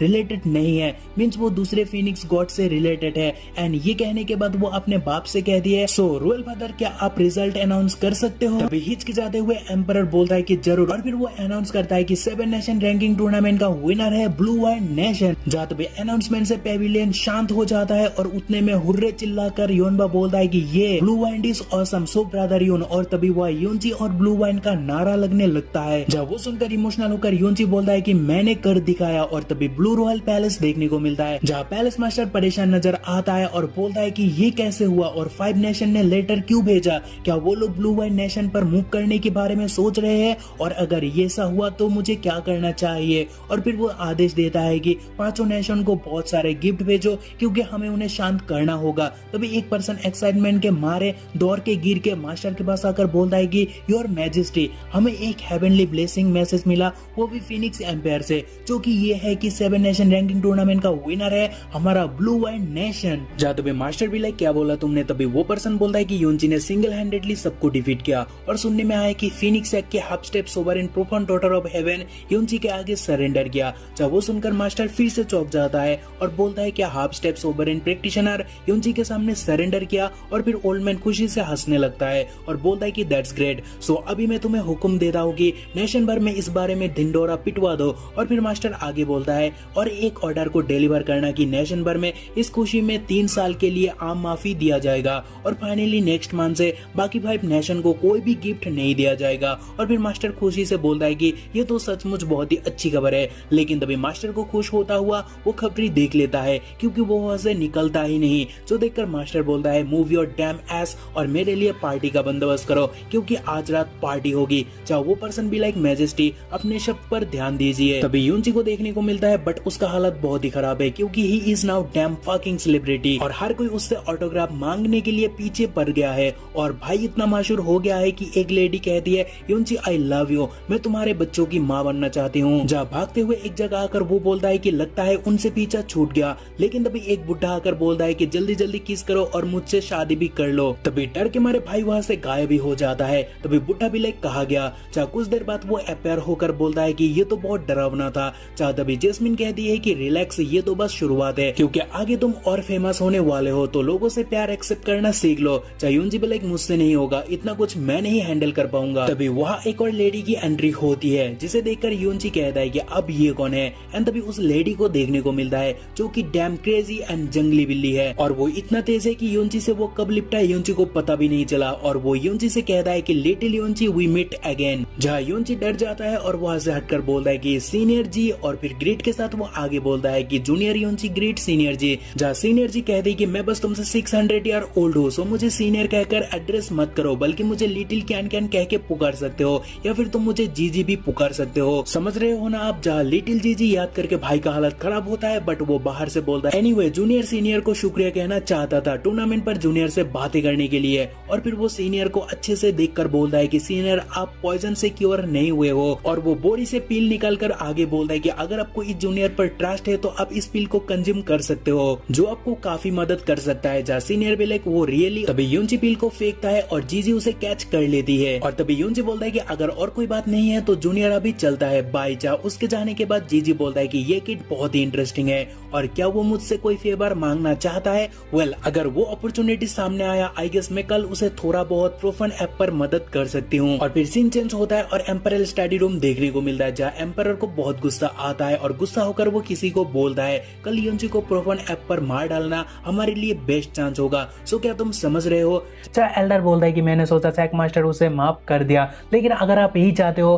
तो मैं इस बार आपका विश जरूर पूरा करूंगा और उसे इस बार जिंदा निकलने नहीं दूंगा। जब भी एम्परर बोलता है यूनची तुम्हें तो मेरे डिवाइन फिनिक्स एक्ट को प्रोवोक करने का कीमत चुकाना होगा, लेकिन कीमत इतना भारी है कि वो तुम्हारा मौत से ही पूरा हो सकता है। तो सीन चेंज होने पर हमें यूनची का कमरा देखने को मिलता है। चाहे यूनची सेंस करता है कि कोई उसके अंदर मौजूद है, तभी अचानक से डोर खोलकर वो बोलता है कि कौन हो तुम। और तभी यूनची उसे कुछ करता उससे पहले बहुत तेज वो वहां से निकल जाता है लाइक ए निंजा। तभी यूनची चौंक जाता है और कहता है कि क्या था वो, क्योंकि वो बहुत तेज वहां से निकल गया। लेकिन तभी यूनची वहां एक बॉक्स को देखता है और उसे वो ओपन भी कर डालता है और फिर वो बोलता है कि OMG ये तो एक स्काई प्रोफाउंड मूवमेंट टेक्निक है। और फिर वो आगे बोलता है क्या वो पर्सन हुआ मिंगा ही नहीं था, लेकिन वो अपने क्लान का मोस्ट प्रीशियस चीज मुझे क्यों दिया। चाहे वो देखकर जैस्मिन कहती है लगता है उसे तुम्हारे अंदर कुछ करने का पोटेंशियल दिखा और साथ ही तुमने भी उसको मदद किया, सो वो भी तुम्हें मदद कर रहे हो या फिर हो सकता है कि वो तुमसे कोई फेवर मांग रहा हो। चाहे यूनची बोलता है कि मुझसे फेवर, क्या वो मुझसे मदद मांगना चाह रहा है सन मून डिवाइन हॉल से डील करने के लिए। जहाँ तभी जैस्मिन कहती है हाँ हो सकता है क्योंकि उसका और सन मून डिवाइन के बीच 100 का आंकड़ा चल रहा है। जहाँ तभी उस टेक्निक को देखकर यूनची बोलता है कि मैटर बहुत ही ह्यूज है, सो मैं इसे कल्टीवेट करने से पहले उससे एक बार मिलना चाहूंगा। और फिर यूनची लेट जाता है और बोलता है कि फाइनली रेस्ट करने का मौका मिल गया। और फिर लेटे लेटे वो आगे बोलता है कि कल के लिए मुझे आज अच्छे से रेस्ट करना होगा क्योंकि प्रीमोडियल प्रोफान ऐप बड़ी बातचीत है। और फिर सीन चेंज होने पर युवानबा और यूनची को मोनार्क एल्डर के सामने देखने को मिलता है। चाहे एल्डर बोलता है ये तो प्रोफान फॉर्मेशन जेट रख लो और इसे इंटेंस सिचुएशन पर ही तोड़ देना फोनिक्स डोमेन रिटर्न आने के लिए। चाहे युवानबा बोलता है कि ओके मास्टर और यूनची कहता है कि सीनियर इसके लिए आपको बहुत बहुत शुक्रिया। जहाँ ओल्ड मैन बोलता है कि ऑलराइट अभी जाने का टाइम हो गया और वो सुनते ही दोनों वहां से 9-11 हो जाते हैं। तभी पीछे से ओल्ड मैन बोलता है कि याद रखना प्रोफान ऐप पर चाहते हैं दोनों सेपरेट हो सकते हो, सो एक्स्ट्रा केयरफुल रहना। और फिर सीन चेंज होता है और प्रोफान डेक पर एम्पायर के साथ सबको देखने को मिलता है और फिर दरवाजे के सामने युनची और योनबा को देखने को मिलता है। योनबा बोलता है कि डैम ये तो बहुत ही यूज है। तभी युनची बोलता है कि मुझे डर है कि इस तरीके का चीजें सिर्फ एक गॉड ही बना सकता है। और तभी गेट ओपन होने लगता है। एम्पायर वो देखकर बोलता है प्रीमोर्डियल प्रोफान गेट ओपन हो चुका है और टाइम बहुत ही प्रीशियस है, सो जल्दी अंदर चलो। और तभी पोर्टल ओपन होते ही सभी जाने लगता है और बहुतों को जाने के बाद युनची भी घुस जाता है और बोलता है कि योनबा लेट्स गो। योनबा बोलता है कि ओके जीजा। तभी युनची को जाते हुए देखने को मिलता है और वो इतना फास्ट अंदर जा रहा है कि उसका सर ही चकरा गया और फिर वो कुछ देर बाद पोर्टल से एक डिजर्ट पर आके गिरता है। और इस ट्रैवल पर भाई को इतना डिजीनेस हुआ कि वो लेट ही गया, लेकिन जैसे ही वो जगता है तो उसका गांड फट जाता है क्योंकि तभी वहां एक ह्यूज स्कॉर्पियन अपीयर होता है। और फिर उसके बाद तुरंत युनची स्कॉर्पियन की अटैक से बच जाता है और हैवी शॉट से वहां अटैक भी करने रेडी होता है, लेकिन योनबा आकर उसे घुसन देकर वहां से भागा देता है और बोलता है जीजा मैं आपको बचाने आ गया। युनची बोलता है कि सीरियसली चीखना जरूरी था क्या। और फिर सीन चेंज होने पर प्रिंस ये को उसके गर्ल्स के साथ देखने को मिलता है और वो किसी को बोलता है कि दिन दहाड़े मुझे फॉलो क्यों ही कर रहे हो। तभी एल्डर को देखने को मिलता है और वो बोलता है कि आशा के अनुसार सनमून डिवाइन हॉल की फ्यूचर हॉल मास्टर मुझे ढूंढ ही लिया। वो बोलता है कि हाँ एल्डर फैंग आप तो बहुत ही इम्पैशेंट हो। बुड्ढा बोलता है कि जब बात आती है मेरे सैक के ऊपर तो मैं शांत नहीं बैठ सकता। सनमून डिवाइन प्रिंस बोलता है कि अगर ये बात है तो सीधी बात बोलूं तो जैसे मुझे शिवार की बॉडी मिल जाता है तो आपको कुछ और परवाह करने की कोई जरूरत नहीं है। और फिर सीन चेंज होने पर योनबा और युनची को देखने को मिलता है जहाँ योनबा एक छोटा बीस्ट को मारकर युनची को बोलता है कि देखो अब लगता है कि ये भी अंधा हो चुका है जो इतना छोटा होकर भी हमें अटैक करने चला था। उसका स्ट्रेंथ देखकर युनची खुश होता है और बोलता है एक सिंगल पंच से तुमने स्काई प्रोफान बीस्ट को हैंडल किए हो, ये तो बहुत ही बढ़िया बात है। तभी प्रिंसेस वहां आके कहती है बिग ब्रदर यून आखिरकार मैं आपको ढूंढ ही लिया। उसे देखकर युनची बोलता है शिवर तुमने हमें ढूंढा कैसे। शिवर कहती है of course divine phoenix reaction use करके। जहां वो देखकर युनची को योनबा बोलता है कि ब्रदर इन लॉ असलियत में अपने प्रिंसेस के साथ हाथ मिला लिए हो। तभी वो सुनकर युनची ब्लैक हो गया सत्यानाश, क्योंकि तभी शिवर कहती है बिग ब्रदर यून आखिरकार ये बल्कि गाय तुम्हें जीजा क्यों ही बोल रहा है, क्या इसका मतलब आप शादीशुदा हो। जो सुनकर युनची नर्वस होता है और शिवर कहती है बिग ब्रदर यून आप बहुत ही ग्रेट हो और वाइफ होना कोई बुरी बात नहीं है, ये नॉर्मल बात है क्योंकि मेरे फादर तो आपको कब कब बीट कर चुका है और आप उनसे बहुत ज्यादा पीछे हो क्योंकि फादर के पास 460 वाइफ्स है। तभी वो सुनकर दोनों के दोनों भी लाइक व्हाट द हेल और इतने सारे। लेकिन तभी इसके बाद युनची सोचने लगता है कि लेकिन इतने सारे वाइफ होने के बावजूद भी एम्परर का सिर्फ कुछ गिने चुने बच्चे ही क्यों है, ये तो कुछ स्पेशल नहीं लग रहा। तभी वह सनमून प्रिंस अपीयर होता है और वो प्रिंसेस से फ्लर्टिंग शुरू कर देता है, वो भी बहुत गंदा वाला। तभी उसे देखकर दोनों एक साथ कहते हैं कि ये तो वो है। और फिर से प्रिंस को देखने को मिलता है जो बहुत कुछ बोलने भी लगता है लाइक जब से मैंने लिटिल सिस्टर शिवार को देखा तब से मुझे कुछ ऐसा फील हुआ कि जो मुझे और कोई वो एहसास नहीं दिला सका। और मैं वंडर हूँ कि आप इस यंग मास्टर के साथ डुअल कल्टिवेट करना पसंद करोगे। मैं कहना चाहता हूँ समझ रहे हो ना आप क्या वो ठरकी क्या कहना चाह रहा है। तभी ये सब सुनकर शिवार उसे सीधा शेमलेस कह देती है, लेकिन वो सचमुच शेमलेस है क्योंकि तभी वो उसके ही सामने ही दूसरे लड़की को चाटना शुरू करता है और बोलता है सिस्टर एक बार मुझे ज्वाइन करके तो देखो, फिर आपको पता चलेगा मैं कितना शेमलेस हूँ। जो सुनकर युनची को आता है गुस्सा और वो होता है आग बबूला और बोलता है कि तुम अपने मौत को ढूंढ रहे हो। लेकिन तभी एल्डर बीच में आता है और बोलता है योंग हॉल मास्टर ये क्या तुम ज्यादा नहीं बोल रहे हो। तभी शिवार कहती है ग्रेट एल्डर आप यहाँ। तभी एल्डर योंग मास्टर ये पर गुस्सा होकर बोलता है तुम्हारा इतना हिम्मत जो तुम प्रिंसेस से ऐसे बात कर रहे हो। और फिर बुड्ढा शिवार को कहता है कि शिवार डोंट वरी, जब तक मैं यहाँ हूँ किसी के बाप के पास गुदा नहीं है तुम्हारी एक बाल बाका करने की, चाहे वो सनमून डिवाइन पैलेस ही क्यों ना हो। तभी योंग मास्टर ये बोलता है कि एक मामूली सैक की कुत्ता होकर तुम मेरे सामने ऐसे भौंकने की हिम्मत कर रहे हो। तभी उसकी एक लड़की कहती है कि सचमुच वो ओल्ड मैन बहुत ही फनी है। दूसरी कहती है कि क्या वो ओल्ड मैन सचमुच योंग मास्टर ये को धमकी दे रहा है। तभी ओल्ड मैन पावर अप होकर बोलता है कि जब तू डायपर बदल रहा था तब मैं कान करके फिर रहा था। और फिर बुड्ढा इतने देर तक नाटक करने के बाद मौका का फायदा उठाकर शिवार को अटैक करने आता है, वो भी किलिंग इंटेंशन के साथ। वो देखकर युनची चौंक जाता है और साथ ही शिवार भी। और शिवार उस सरप्राइज अटैक को डॉज ना कर सकी और वो ब्लड शेड के साथ नीचे जाते हुए कहती है कि व्हाई। तभी युनची आकर शिवार को पकड़ लेता है और युनबा को कहता है कि दोनों कुत्ते एक साथ जुड़े हुए हैं, सो उन्हें रोक रोको जा। युनबा बोलता है ओके, और फिर फायर अप होकर युनबा बोलता है कि साले बुड्ढे तुम्हारे पास कोई फेस ही नहीं है। जब बुड्ढा बोलता है हाँ फेस, आखिर उस बारे में मुझे क्यों ही केयर करना है। और आगे बुड्ढा बोलता है कि मैं उसे फिनिक्स सीलिंग इंप्रिजनमेंट फॉर्मेशन से सील्ड किया, सो मैं भी देखना चाहता हूँ कि बिना उसकी कल्टीवेशन के नेक्स्ट 24 आवर में तुम क्या ही कर पाते हो। तभी बुड्ढे को ये बोलता है कि वेल डन, और हाँ टेंशन मत करना, सन मून डिवाइन हॉल तुम्हें बुरे तरह ट्रीट नहीं करेंगे। लेकिन अभी ये यंग मैन बिना टाइम वेस्ट करे इस ब्यूटी को एंजॉय करेगा। और फिर वो योंची को बोलता है कि क्या नाम है तुम्हारा, योंची राइट, अभी के अभी अपने गंदे हाथों को मेरे शिवार से दूर रखो, नहीं तो मैं तुम्हें जिंदा ही दफना दूंगा। तभी शिवार को उठाकर योंची बोलता है कि याद रखना देर सवेर सन मून डिवाइन हॉल को मैं बर्बाद करके रखूंगा। लेकिन तभी young master tyrant profane artifact sun moon calamity को यूज करता है और एक स्लैश मारता है और बोलता है कि बहुत हो गया बकबक।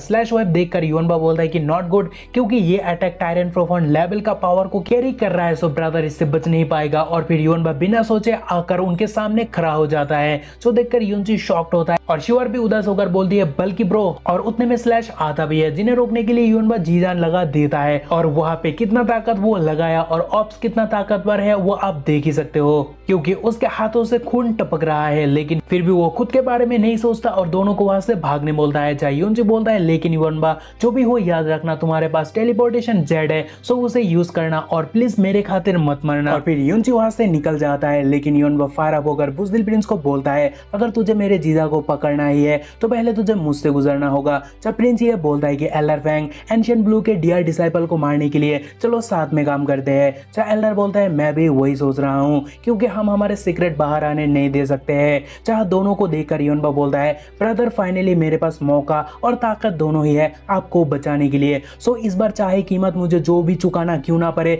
मैं इन दोनों को आपको छूने भी नहीं दूंगा। और फिर हमें युनबा का भयंकर पावर अप देखने को मिलता है और फिर वो किलिंग इंटेंशन के साथ युनबा दोनों को बोलता है सालो स्कम्बक्स आ जाओ। जब प्रिंस ये बोलता है कि तुझे मरना है क्या, मरने से डर नहीं लगता है क्या, और फिर वो फिर से उसका डिवाइन वेपन से स्लैश फेंकते हैं। लेकिन युनबा इतना तेज हो चुका था कि वो उसके बीचों बीच से निकल आता है। लेकिन तभी उसके लिए एल्डर भी तैयार रहता है, लेकिन युनबा रुकता नहीं और वहां एक ह्यूज ब्लास्ट हमें देखने को मिलता है। जहां तभी वो धमाका देखकर योंची बोलता है सन मून डिवाइन हॉल मैं तुमसे एक एक चीज का बदला लूंगा। लेकिन तभी चार सॉरी दोनों लड़की उसके पीछे ही पड़ जाती है। लेकिन योंची वक्त रहते ही दोनों को सेंस करके पहले ही चौकन्ना होता है और एक जगह पर शिवार को रख कर बोलता है कि शिवार चिंता मत करो, मैं किसी को तुम्हारी एक बाल भी बाका करने नहीं दूंगा। चाहे शिवार भी योंची के लिए फिक्रमंद होती है और उसे भी केयरफुल रहने कहती है। लेकिन तभी रेड वाली ब्लू वाली से कहती है सिस क्या आपको नहीं लगता वो लड़का कुछ ज्यादा ही हैंडसम है। चाहे ब्लू वाली कहती है तो फिर चलो उसे जिंदा पकड़ते हैं और मारने से पहले कुछ मजे करते हैं। यार ये कितना डर्टी है। खैर तभी ब्लू वाली अटैक करती है, जो देखकर योंची बोलता है कि नॉट गुड, और फिर वह भयंकर फाइट शुरू होता है। मेन चाहे योंची हैवी शॉट लेकर उनके अटैक डॉज करने में लग जाता है। तभी जैसे ही वो ब्लू वाली की सारे अटैक डॉज करता है वैसे ही रेड वाली ब्लू वाली से कहती है कि सिस लगता है उसने आपकी सारे अटैक डॉज किया है, सो अभी मेरी बारी। और फिर तभी योंची के ऊपर रेड वाली की कहर बरसने लगते हैं और फिर योंची उसे भी डॉज करने लगता है, बट कुछ अटैक उसका बहुत ही करीब आ गया था। सो उससे बचने के लिए योंची पार्गेटरी ओपन करता है। लेकिन तभी दोनों लड़की देखते हैं कि सामने ह्यूज ब्लास्ट हुआ है। तभी वो देखकर रेड वाली कहती है सिस लगता नहीं अब हम उस लड़के के साथ मजे कर पाएंगे। चाहे दूसरी यानी ब्लू वाली कहती है क्या ही दुख की बात है, क्योंकि उसके पास जो बॉडी था वो बहुत ही अच्छा था। लेकिन तभी दोनों ही चौंक जाते हैं क्योंकि आग के बीचों बीच से फोनिक्स निकल आता है, जो देखकर दोनों ही कहती है इम्पॉसिबल। और साथ ही योंची empire and dance of the phoenix wing भी कास्ट करता है और उस बार्ट के सामने दोनों हॉटीज ही एक एंड के तरह नजर आने लगता है। एंड डर के मारे ब्लू वाली कहती है इम्पॉसिबल, ये किट तो अभी टूर्नामेंट से भी ज्यादा ताकतवर दिख रहा है। जहां रेड वाली कहती है कि इसका single move Tyrion profound realm बराबर है। और तभी योंची सब कुछ तबाह करके बोलता है कि इस मूव को अगर मैं और 1 से 2 सेकंड होल्ड करता तो मेरा पूरा प्रोफाउंड की वाई खत्म होता। यानी ये होल्ड करना योंची के लिए भी बहुत ही मुश्किल था। और फिर वो शिवर के पास आती है, जहाँ शिवर पूछते है कि ब्रदर क्या अब ठीक हो। चाहे योंची बोलता है कि चिंता मत करो मैं ठीक हूँ और अभी ये सब बातों का टाइम नहीं है क्योंकि हमें यहाँ से चलना चाहिए। चाहे शिवर कहती है ओके और फिर योंची शिवर को लेकर आगे बढ़ता है। लेकिन तभी इस बैटल का दूसरा साइड हमें देखने को मिलता है, आई मीन युनबा। एंड टू बी ऑनेस्ट उसका हालत बहुत ही खराब हो चुका चुका है जो आप देख सकते हो। सो गाइस एपिसोड शुरू होता है बहुत ही सैड पार्ट से। आई मीन योनबा अपना हाथ सेक्रीफाइस कर दिया एल्डर और यंग मास्टर को रोकने के लिए, लेकिन यंग मास्टर वह बोलता है क्या ही ढीठ बंदा है। चाहे एल्डर बोलते हैं कि हाँ सचमुच कब से हम दोनों इस बंदे को मारते ही जा रहे हैं, लेकिन साला मरने का नाम ही नहीं ले रहा।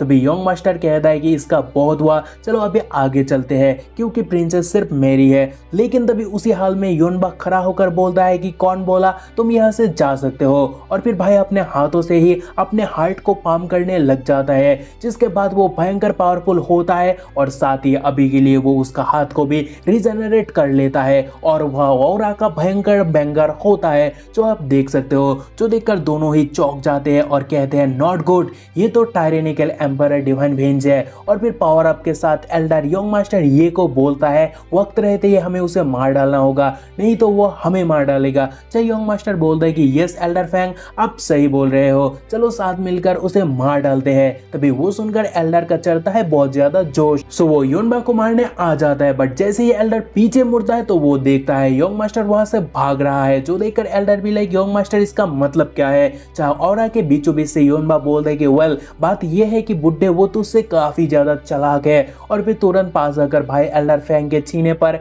एक बहुत बड़ा गड्ढा यानी छेद कर देता है अटैक के साथ। And the moment is too cold यार, और मैं कहना चाहूंगा योनबा को क्या ही पावर मिला bro, he is damn strong. और मरते मरते एल्डर भी बोलता है कि आखिर तुम किस तरह का मॉन्स्टर हो, समझ रहे हो उसे किस लेवल के साथ कंपेयर किया जा रहा है यहाँ पे। और फिर एल्डर गिर जाता है और योनबा भी ब्लड वोमिट करता है और वो भी घुटनों पर आता है, मींस वो भी लिमिट पहुंच चुका है। एंड उसी कारण वो बोलता है जीजू मैं बस अब के लिए इतना ही कर सकता था, बाकी आप संभाल लेना। और फिर वो जेट पीस को डिस्ट्रॉय करता है और फोनिक्स सिटी आता है। तभी सिटी के लोग गोल्डन रे को देखकर बोलने लगते हैं क्या हो रहा है। तभी योनबा आकर वह गिरता है और उसे देखकर लोग बाग बोलने लगते हैं ये तो एंशिएंट स्पिरिचुअल मास्टर का डिसाइपल है। और फिर उनमें से एक पर्सन बोलता है कि जल्दी करो और डॉक्टर को बुला कर लाओ, क्योंकि हमें हर कीमत पर इसे बचाना ही होगा, नहीं तो मोनार्क हमें कहीं का नहीं छोड़ेगा। तभी सीन चेंज होने पर हमें युनची और शिवार को देखने को मिलता है। शिवार युनची को नीचे देखने कहती है। तभी युनची देखता है कि आसपास का रेत वाइब्रेट करने लगता है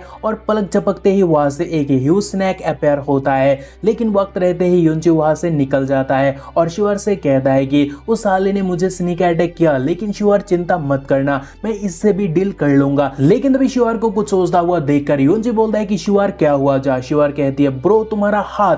जा तभी वो देखकर युनची भी लाइक व्हाट द हेल, क्योंकि भाई का हाथ कहाँ पे है आप खुद ही देख लो, क्योंकि I can't explain that. So bro मुझे बाद में ब्लेम मत करना कि मैंने कहा नहीं कि खुद से गौर से देख लेना। सो अगर देख लिए हो तो आगे बढ़ते हैं। और फिर तुरंत हाथ हटाकर युनची बोलता है कि शिवार मेरा वो इंटेंशन बिल्कुल भी नहीं था, मैं तो बस तुम्हें प्रोटेक्ट कर रहा था। जा शिवार कहती है बिग ब्रो आपको एक्सप्लेन करने की कोई जरूरत नहीं है, मुझे पता है। और तभी बीस्ट स्नैक उन पर फिर से हमला कर देते हैं। सो सेंस करते ही युनची शिवार को केयरफुल होने कहता है और फिर वो शिवार को कच के पकड़कर वहां से मूव करता है, जो देखकर शिवार कहती है बिग ब्रो। तभी स्नैक का हमें बुक बम देखने को मिलता है, लेकिन उसे बचाकर जैसे ही युनची फिर से शिवार को लेकर नीचे आता है तो वैसे ही शिवार कहती है बिग ब्रो आपका हाथ। और इस बार कहा है हाथ आप जल्दी से देख लो, क्योंकि बंदा तुरंत हाथ हटाकर बोलता है कि शिवार कसम से मेरा कोई गलत इंटेंशन नहीं था, मैं तो बस तुम्हें प्रोटेक्ट कर रहा था। चाहे शिवार कहती है वो तो मुझे पता है, और ये वो बाहर से कहती है, लेकिन मनी मन शिवार भी लाल हो जाती है।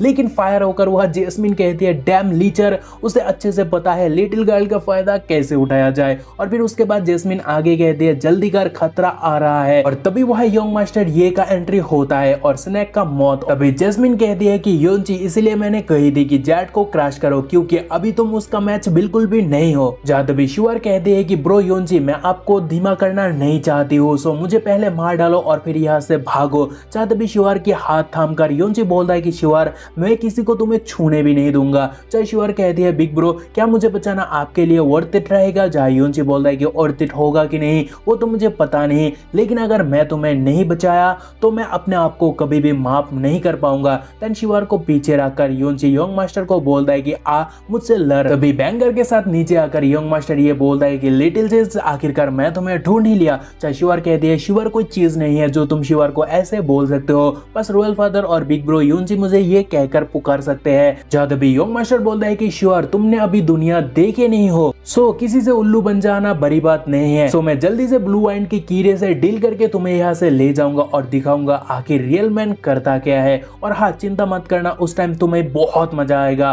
और फिर योंजी को आर्थ प्रोफाउंड आर्थ कीड़ा कहकर उस पर अटैक करने आता है, उसे साथ में मरने भी बोलता है। जहाँ वो देखकर शिवार योंजी को केयरफुल होने कह दिया। जहाँ हेवी शॉट के साथ योंजी भी बोलता है, क्या तुम मुझे मारना चाहते हो, लेकिन क्या तुम्हें लगता है कि मैं तुम्हें वो करने दूंगा। जहाँ तभी एक आवाज आती है, आखिर तुम इतना गुस्सा क्यों हो। तभी वह फ्लोर ऑरा हमें देखने को मिलता है, जो देखकर योंजी बोलता है कि सीनियर जी, और तभी ब्यूटीफुल जी को देखने को मिलता है। हालांकि एज में वो दादी अम्मा है, लेकिन वो दोनों से कहते हैं लिटिल हान हान और लिटिल यून, आप दोनों को ही ये फाइट रोकना होगा। जब गुस्सा होकर योंग मास्टर बोलता है, जी क्यानरो, आपके लिए सही रहेगा कि आप मेरे मामले से दूर ही रहो। जब तभी सीनियर जी कहते हैं, वो माय माय, लिटिल यून कितना शांत है, और दूसरी ओर तुम्हें देखो, सो लिटिल हान हान इतना क्यों बकबक कर रहे हो। और फिर सीरियस लुक के साथ सीनियर जी उसे कहती है कि क्या तुम मरना चाहते हो। तभी सीनियर की इस टोन से योंग मास्टर गुस्सा होता है और बोलता है, जी क्यानरो, क्या तुम मुझे अभी धमकी दे रहे हो। और फिर वो आगे बोलता है, चलो अभी क्या अभी माफी मांगो, नहीं तो अंजाम बुरा होगा। और फिर वो उसके डिवाइन वेपन के साथ पावर अप होता है, जहाँ ऑरा का एक सर्कल बनता है और फिर वहां से एक एरो भी सीनियर के और अटैक के लिए आता है। और उस वक्त योंग मास्टर बोलता है कि मरो अभी, लेकिन सीनियर वहां से हिलती भी नहीं है। और ऊपर से योंग मास्टर का इतना खतरनाक अटैक को फ्लोर में बदल देती है और कहती है, योंग मास्टर बस इतना ही कर सकते हो। और फिर उसी का अटैक उस पर ही भेज देती है, जहां वो देखकर योंग मास्टर शॉक्ड होता है और वो जी जान लगा देता है अटैक को ब्लॉक करने के लिए, क्योंकि वो वहां एक ऑरा का दीवार राइज करने में लग जाता है। बट कोई फायदा नहीं होता, क्योंकि सीनियर इतना स्ट्रांग है कि उसका दीवार भी छेद होता है। और उसके बाद सीनियर जी कहते हैं कि तुम बहुत ही घमंडी हो, क्योंकि शायद तेरे बाप ने तुझे तमीज सिखाया नहीं, लेकिन चिंता मत करना, आज उनकी जगह मैं तुम्हें सिखाऊंगी। और फिर सीनियर सॉन्ग ऑफ द बीरुएल को कास्ट करती है, और वो कास्ट करते ही भाई फुल में डूब जाता है और बोलने लगता है कि जी क्यानरो, तुम मेरे साथ ऐसा हरकत करने की हिम्मत कर रहे हो, सो याद रखना, इस बात का बदला मैं तुमसे जरूर लूंगा। लेकिन सीनियर उसे वहां पपेट बनाकर नचाने लगती है और योंजी से कहती है, लिटिल यून, यहाँ से निकालने में उसे 2 घंटा लग जाएगा, और उसके बाद भी अगर तुम एक्सपोज होते हो तो मुझे ब्लेम मत करना। योंजी बोलता है कि सीनियर, आपके इस मूव के लिए आपको बहुत बहुत शुक्रिया, अभी मैं चलता हूँ। और फिर वो शिवर के हाथ थमकर योंजी बोलता है कि शिवर चलो, अभी हमें यहाँ से चलना होगा। तभी अंग्रेजी लेकर सीनियर जी कहती है कि किसी का कर चुकाना बहुत ही रिफ्रेशिंग फीलिंग है। और फिर उसके बाद आगे सीनियर कहती है, चलो अभी मुझे भी खुद के लिए कुछ करना होगा। तभी सीन चेंज होने पर हमें शिवर और योंजी को देखने को मिलता है। चाहे शिवर योंजी से कहती है, बिग ब्रो योंजी, आपका बहुत पसीना छूट रहा है और आप बहुत टाइम से मुझे कैरी करके चल रहे हो, शायद आप थक चुके हो। लेकिन योंजी वह बोलता है कि थकना वो क्या होता है, ऐसा शब्द मेरे डिक्शनरी पर तो नहीं है। जब वो सुनकर सिस स्माइली फेस के साथ कहती है, शिवर समझ गई, बिग ब्रो बहुत ही ताकतवर है। तारीफ सुनकर भाई बहुत ही खुश होता है। तभी जेस्मिन कहती है, ओए शोबाजी बंद कर, क्या तुझे पता नहीं कि तू थक चुका है या फिर नहीं, वो मुझे अच्छे से पता है। और एक बात, अगर तेरे पास इतना ही बर्बाद करने का टाइम है तो सामने देख। और तभी सामने देखकर योंजी अचानक से चौंक जाता है और बोलता है कि अब ये क्या है। तभी सामने क्या है वो हमें देखने को मिलता है, जो आप देख सकते हो, एक ह्यूज डोर। चाहे योंजी शिवर को कहता है कि शिवर, ये एंशिएंट फोर्ट्रेस बिना किसी वार्निंग के सीधा हमारे सामने अपेयर हुआ है। जेस्मिन कहती है, ये एंशिएंट फोर्ट्रेस शायद किसी तरह की प्रीमोर्डियल प्रोफाउंड फॉर्मेशन हो सकता है, और एक ऐसा फॉर्मेशन जो अपने आप को खुद से मूव करने की परमिशन देता है। और फिर जेस्मिन कहती है कि ओए लीचर, जाओ अंदर जाके एक नजर घुमाओ, शायद वह ट्रेजर हो सकता है। चाहे योंजी भी बोलता है कि क्या प्रीमोर्डियल ट्रेजर, वो तो मुझे भी चाहिए। और फिर भाई दरवाजा को ओपन करके शिवर को लेकर उसमें घुस जाता है, लेकिन अंदर योंजी को कुछ नहीं मिलता है। सो वो बोलता है कि ये जगह तो वाकई खाली है, यहाँ ट्रेजर तो सोरो एक फुटी कौड़ी भी नहीं मिलेगा। चाहे शिवर कहती है कि हाँ, शिवर को भी यही लग रही है। लेकिन तभी वह कोई मूव करता है, जो सेंस करके योंजी बोलता है, कौन। और शिवर डर के मारे उसे कच के पकड़ लेती है। तभी एक रेड ऑरा को मूव होता हुआ शिवर देख लेती है, और फिर वो योंजी को वो देखने कहती है, जो देखकर योंजी बोलता है कि शिवर चिंता मत करना, वो भाग नहीं पाएगा। चाहे शिवर भी लाइक यप मुझे पता है। और फिर दोनों सेकंड फ्लोर पहुंच जाते हैं, जहां कर योंजी बोलता है कि वो रेड लाइट तो जा चुका है, लेकिन इस फ्लोर पर तो फर्स्ट के कंपेयर में बहुत ही ज्यादा डोर्स है।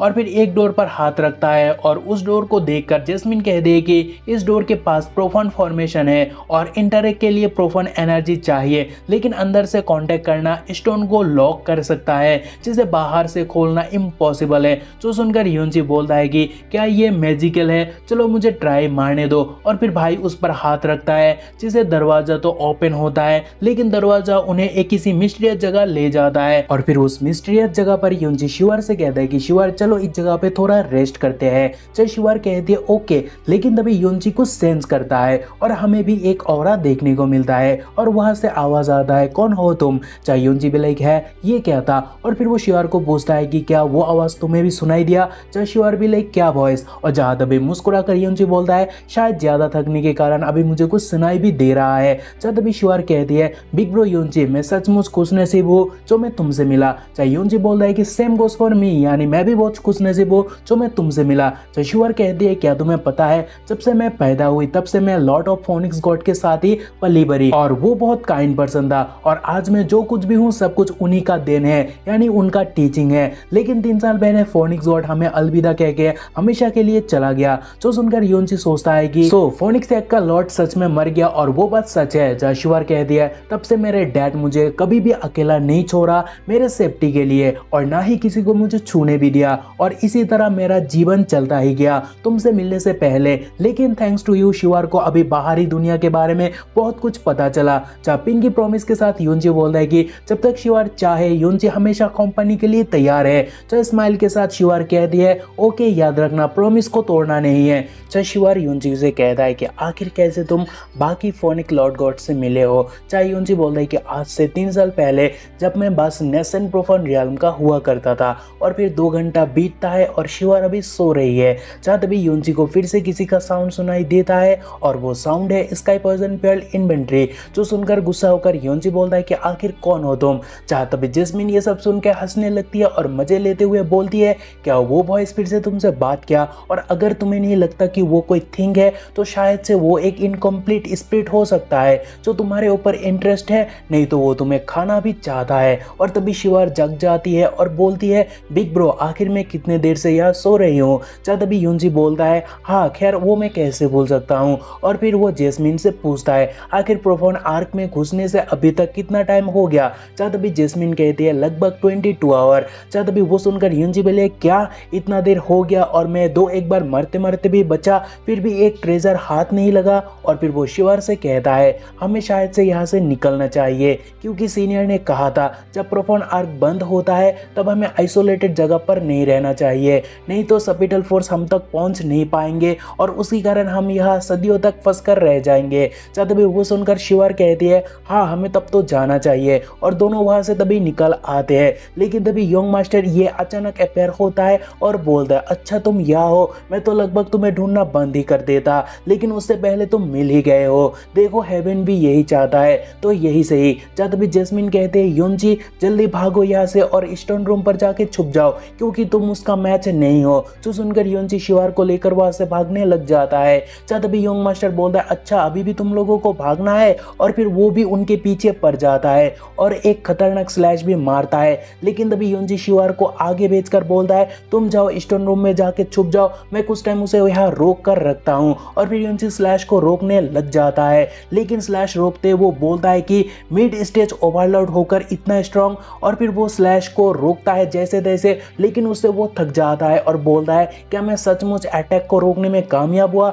जहाँ तभी ये बोलता है कि अरे वो तो कुछ नहीं था, क्योंकि मैंने पावर कम कर दिया था ताकि मेरी शिवार को कुछ ना हो। सो तुमने जो पावर को झेला वो मेरा 30% था, लेकिन अभी मैं मेरा 70% पावर को यूज करूंगा। जो देखकर यूनजी चौंक जाता है और उसे रोकने के लिए उल्फ स्लैश को कास्ट करता है, और ये का स्लैश रोकने में वो जी जान लगा देता है। बट अभी के लिए यूनजी उतना ताकतवर नहीं है, क्योंकि वो उस अटैक से जमीन पर गिर जाता है। जब तभी वो देखकर ये बोलता है कि तुम 70% को भी झेल पाए हो, इंटरेस्टिंग, लेकिन इससे तुम्हारा तकदीर नहीं बदलेगा, क्योंकि फिर भी तुम यहाँ मरोगे। जब तभी यूनजी बोलता है कि अच्छा तो फिर दिखाओ तुम और क्या कर सकते हो। तभी यंग मास्टर ये पीछे 2 बॉल्स को देखता है और वो बोलता है ये, और फिर वो भागने का सोचता है बोलकर कि हेवन डेसिमेटिंग, और लेकिन तभी पीछे वह ब्लास्ट होता है और यूनजी डोर के अंदर उस मौके का फायदा उठाकर घुस जाता है और बोलता है कि चलो फिर कभी मिलते हैं डम्बेस। जहाँ तभी गुस्सा होकर ये बोलता है कि यूनजी, फिर वो गुस्से से दांत चबाने लग जाता है और फिर बोलता है मैं तुझे मार डालूंगा।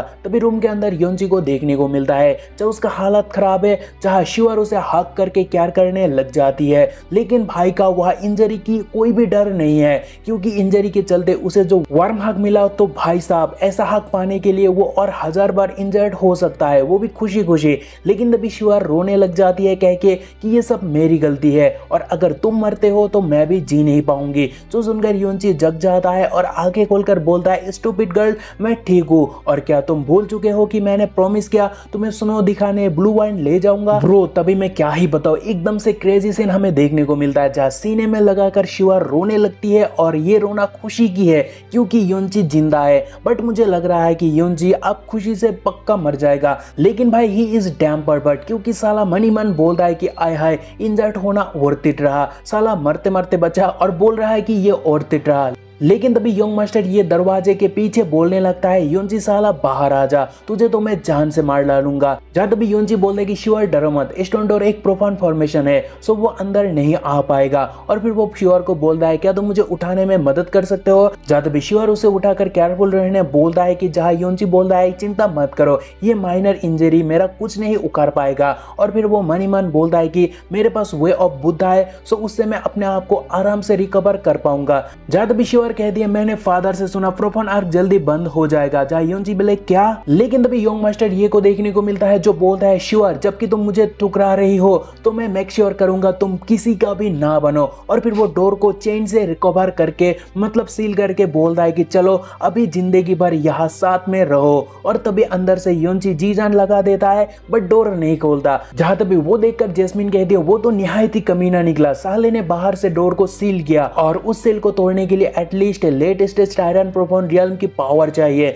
जब तभी योंजी बोलता है सो क्या हम यहाँ फंस चुके हैं। जब तभी जैस्मिन कहती है यप, लेकिन तुम्हारे पास एक जेट पीस है जिसे तोड़कर तुम यहाँ से अकेले जा सकते हो, लेकिन याद रखना तुम्हारी प्रीशियस शिवर एटर्निटी तक यहाँ फंस कर रह जाएगी। जहाँ ये सुनकर योंजी बोलता है कि इन दैट केस मुझे जेट पीस का इस्तेमाल करना होगा। और फिर वो शिवर से पूछता है क्या तुम्हें डर लग रहा है। जहाँ शिवर कहते हैं जब तक तुम मेरे साथ हो तब तक नहीं। तभी जैस्मिन कहती है क्या तुम अभी भी यहाँ से जाने में हिचकिचा रहे हो, तुम्हारे पास सिर्फ 10 सेकंड का ही टाइम है, जल्दी निकलो यहाँ से। जब भी योंजी बोलता है कि आई नो। और फिर वो शिवर की फोरहेड पर उंगली रखकर बोलता है कि ये है वर्ल्ड ऑफ फोनिक्स का सेकंड हाफ और शिवर तुम बहुत ही स्मार्ट हो सो तुम इसे जल्दी सीख जाओगी। और फिर वो आगे बोलता है अभी जो मैं शब्द तुम्हें कहने जा रहा हूँ उसे कभी भी मत भूलना चाहे क्या भी क्यों ना हो जाए। जहाँ शिवर कहती है हाँ शिवर हमेशा इस बात को याद रखेगी। तभी योंजी बोलता है कि फोनिक्स गॉड मर गया और टूर्नामेंट पर तुम साबित कर चुके हो कि तुम कितना काबिल हो। सो फोर्सेक जरूर तुम्हारे पीछे जासूस हो रहे होंगे, सो शायद वो तुम्हारे सैक में अभी घूम रहे होंगे। सो अच्छा होगा तुम ध्यान से अपने कल्टीवेटर को जारी रखोगे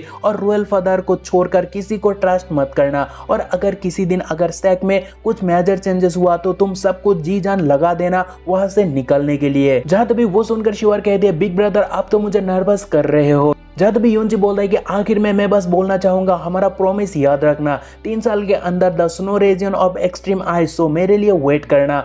और फिर उसे सही सलामत वहां से भेजने के लिए योंजी जेट पीस को शिवर को देकर उसे वहां से भेजने लगता है। तभी शिवर भी वहां से आने लगती है लेकिन शिवर उदास है क्योंकि उसे पता चल गया है योंजी उसके खातिर जेट पीस को सेक्रीफाइस किया। सो वो कहती है प्लीज नो। तभी बाहर का सीन हमें देखने को मिलता है चाहे एम्पर बोलता है शिवर अभी तक आई क्यों नहीं। चाहे तभी ओल्ड मैन बोलता है कि मास्टर फैंग चिंता मत करो मेरा डिसाइपल भी अभी तक लौटा नहीं। और फिर ओल्ड मैन आगे बोलता है मेरे हिसाब से हम अलग अलग जगह चले गए थे और हमारा डिसाइपल अलग, सो उसी कारण उन्हें आने में टाइम लग रहा है। लेकिन तभी एक बंदा आकर बोलता है स्पिरिचुअल मास्टर बात यह है कि आपका डिसाइपल वहां घुसने के बाद 4 घंटे में ही बाहर आ गया था और अभी वो रिकवर हो रहा है क्योंकि वो जब लौटा तो बहुत इंजरी के साथ लौटा। और वो सुनकर ओल्ड मैन बोलता है क्या योनबा इतना जल्दी आ गया था, आखिर वहां क्या हुआ होगा। जहां तभी वो बंदा बोलता है कि इस लोली बंदे को पता नहीं लेकिन जब वो वापस आया था तो वो बहुत जख्मी था और मैं जरा भी स्पिरिचुअल एनर्जी उसके बॉडी में सेंस नहीं कर पा रहा था।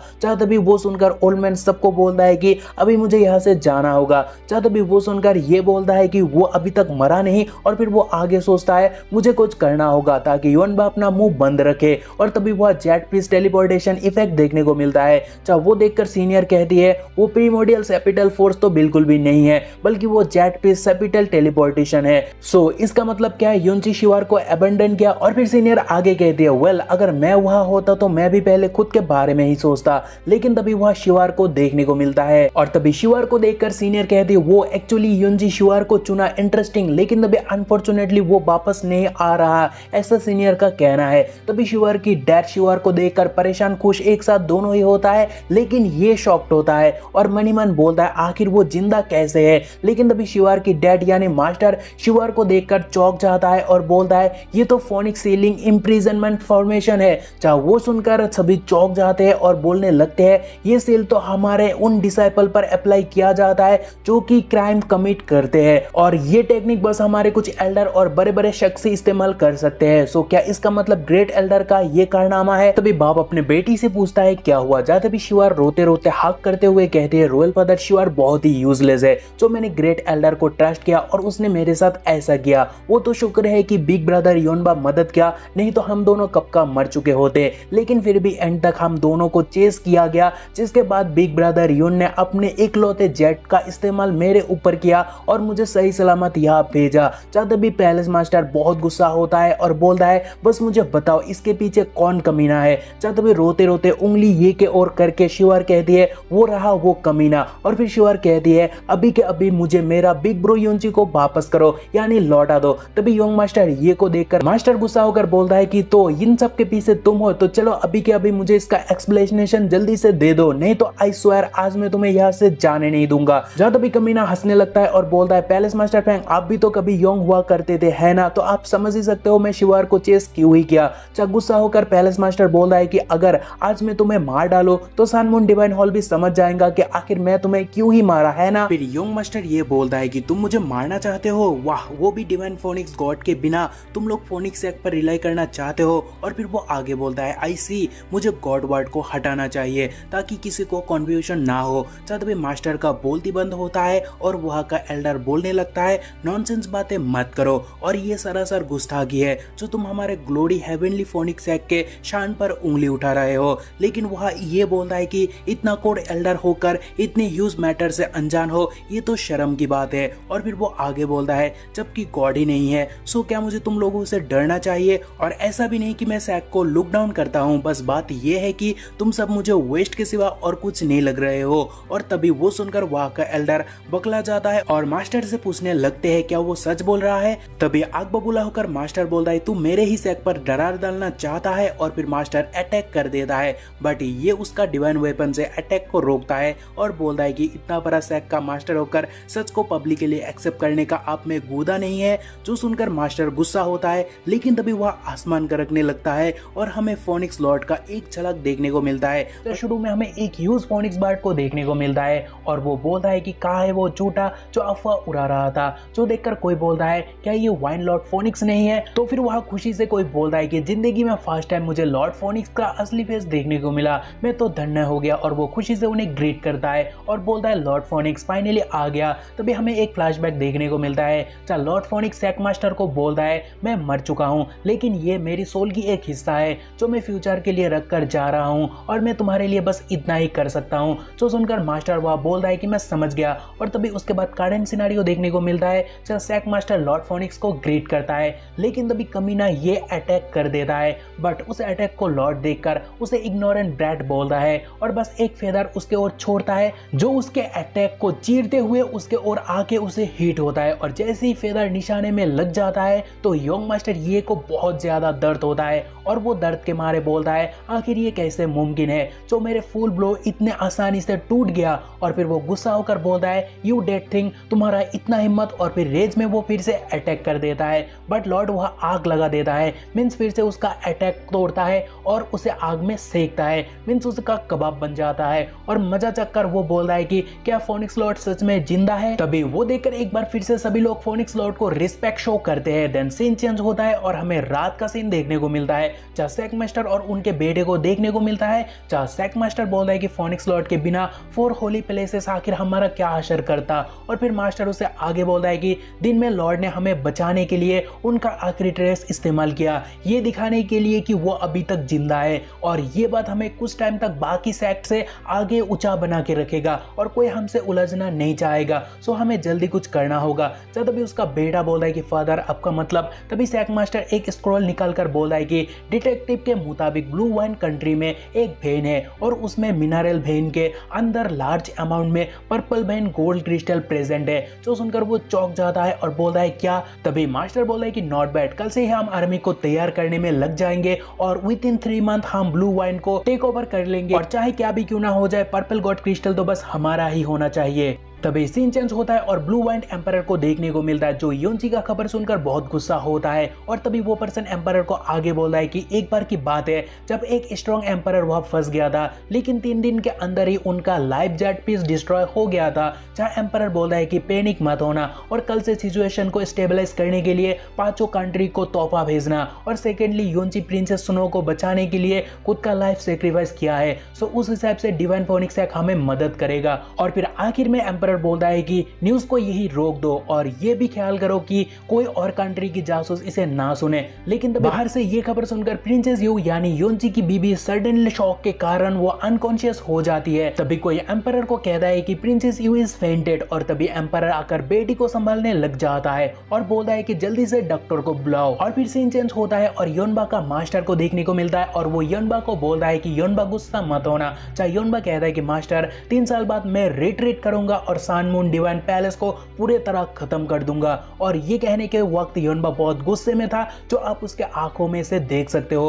और फिर सीन चेंज होने पर हमें टनल पर योंची को देखने को मिलता है, जहां वो मेडिटेट कर रहा है, बट तभी वह इनविजिबल ब्लेड घूमने लगता है और उसे उसको भारी चोट लगता है, बट ब्रो कल्टीवेशन नहीं छोड़ता। और तभी मैं कहना चाहूंगा भाई मुझे कोई बताओ यार राइटर को हमसे क्या दिक्कत है, क्योंकि हमें यहाँ एक लड़की नहीं मिल रही है और यहाँ योंची के लिए एक और आ गई है। मतलब वो है तो जैस्मिन ही, लेकिन उसका टांगे आप देख सकते हो, बट मुझे मत जज करना क्योंकि एंट्री ऐसे ही हुई है। और वो कहती है कि as I expected from that person I like. और फिर वो आगे कहती है एक्चुअली अभी तक एम्परर भी वो नहीं कर पाया जो वो कर रहा है। और फिर वो आगे ध्यान से देखकर बहुत खुश होकर बोलती है कि क्या वो ब्रेक थ्रू करने जा रहा है, लेकिन ये तो मेरे सोच से बहुत ही पहले हो रहा है। और फिर वो कुछ करने लग जाती है और बोलती है तो फिर यह तो मुसीबत भी जरूर होनी चाहिए। लेकिन तभी वह एक बीस्ट अपेयर होकर जैस्मिन को कहता है कि अभी तुम बनोगी खाना, वो भी इस किंग का। जहां तभी कोल्ड लुक के साथ वो कहती है तुम बस एक मामूली सा बीस्ट ही हो और तेरा इतना हिम्मत जो तू गॉड के सामने चीखेगा।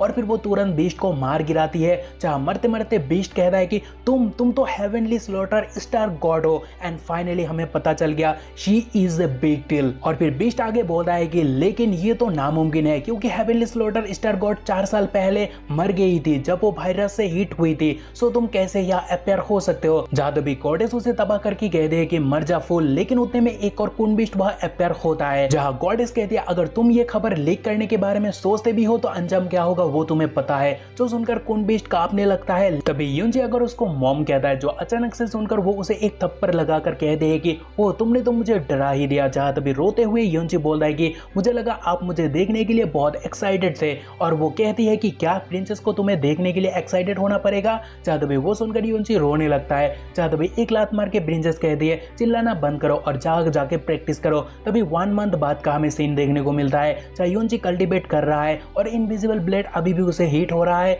लेकिन इन दोनों में वो ताकतवर हो चुका है जो चोट उसे बहुत कम लग रहा है। देन फिर से सीन चेंज होने पर हमें योंची के ऊपर एक ड्रैगन ऑरा देखने को मिलता है, जो देखकर जैस्मिन कहती है उसका dragon blood line concentration of 1000 जो कि इक्विवेलेंस है पहले के कंपेयर में 20 टाइम ज्यादा वहां तक पहुंच चुका है। और साथ ही देखने में लग रहा है कि ट्रेनिंग पावर भी काफी हद तक इंक्रीज हो चुका है। और फिर सीधा टाइम जंप देखने को मिलता है, वो भी 18 महीने की। जहां जैस्मिन कहती है कि नॉट बैड, वो अभी प्रोफाउंड स्काई 8 लेवल पर है। जहां तभी हमें योंची के ऊपर एक स्ट्रक्चर देखने को मिलता है, जो देखकर जैस्मिन दंग रहती है और बोलती है लीजेंडरी होली बॉडी ने जो बेनिफिट लेकर आया उसे अंडर एस्टिमेट मत करना, क्योंकि अभी तुम आसानी से स्टेट ऑफ पर्गेटरी को कंट्रोल कर पाओगे और शायद से ब्लास्टिंग द स्काई स्टेट को भी किसी तरह ओपन कर पाओगे। और उतने में पर्गेटरी टूटकर बिखर जाता है और योंची फाइनली कल्टीवेशन से जग जाता है और बोलता है क्या हुआ।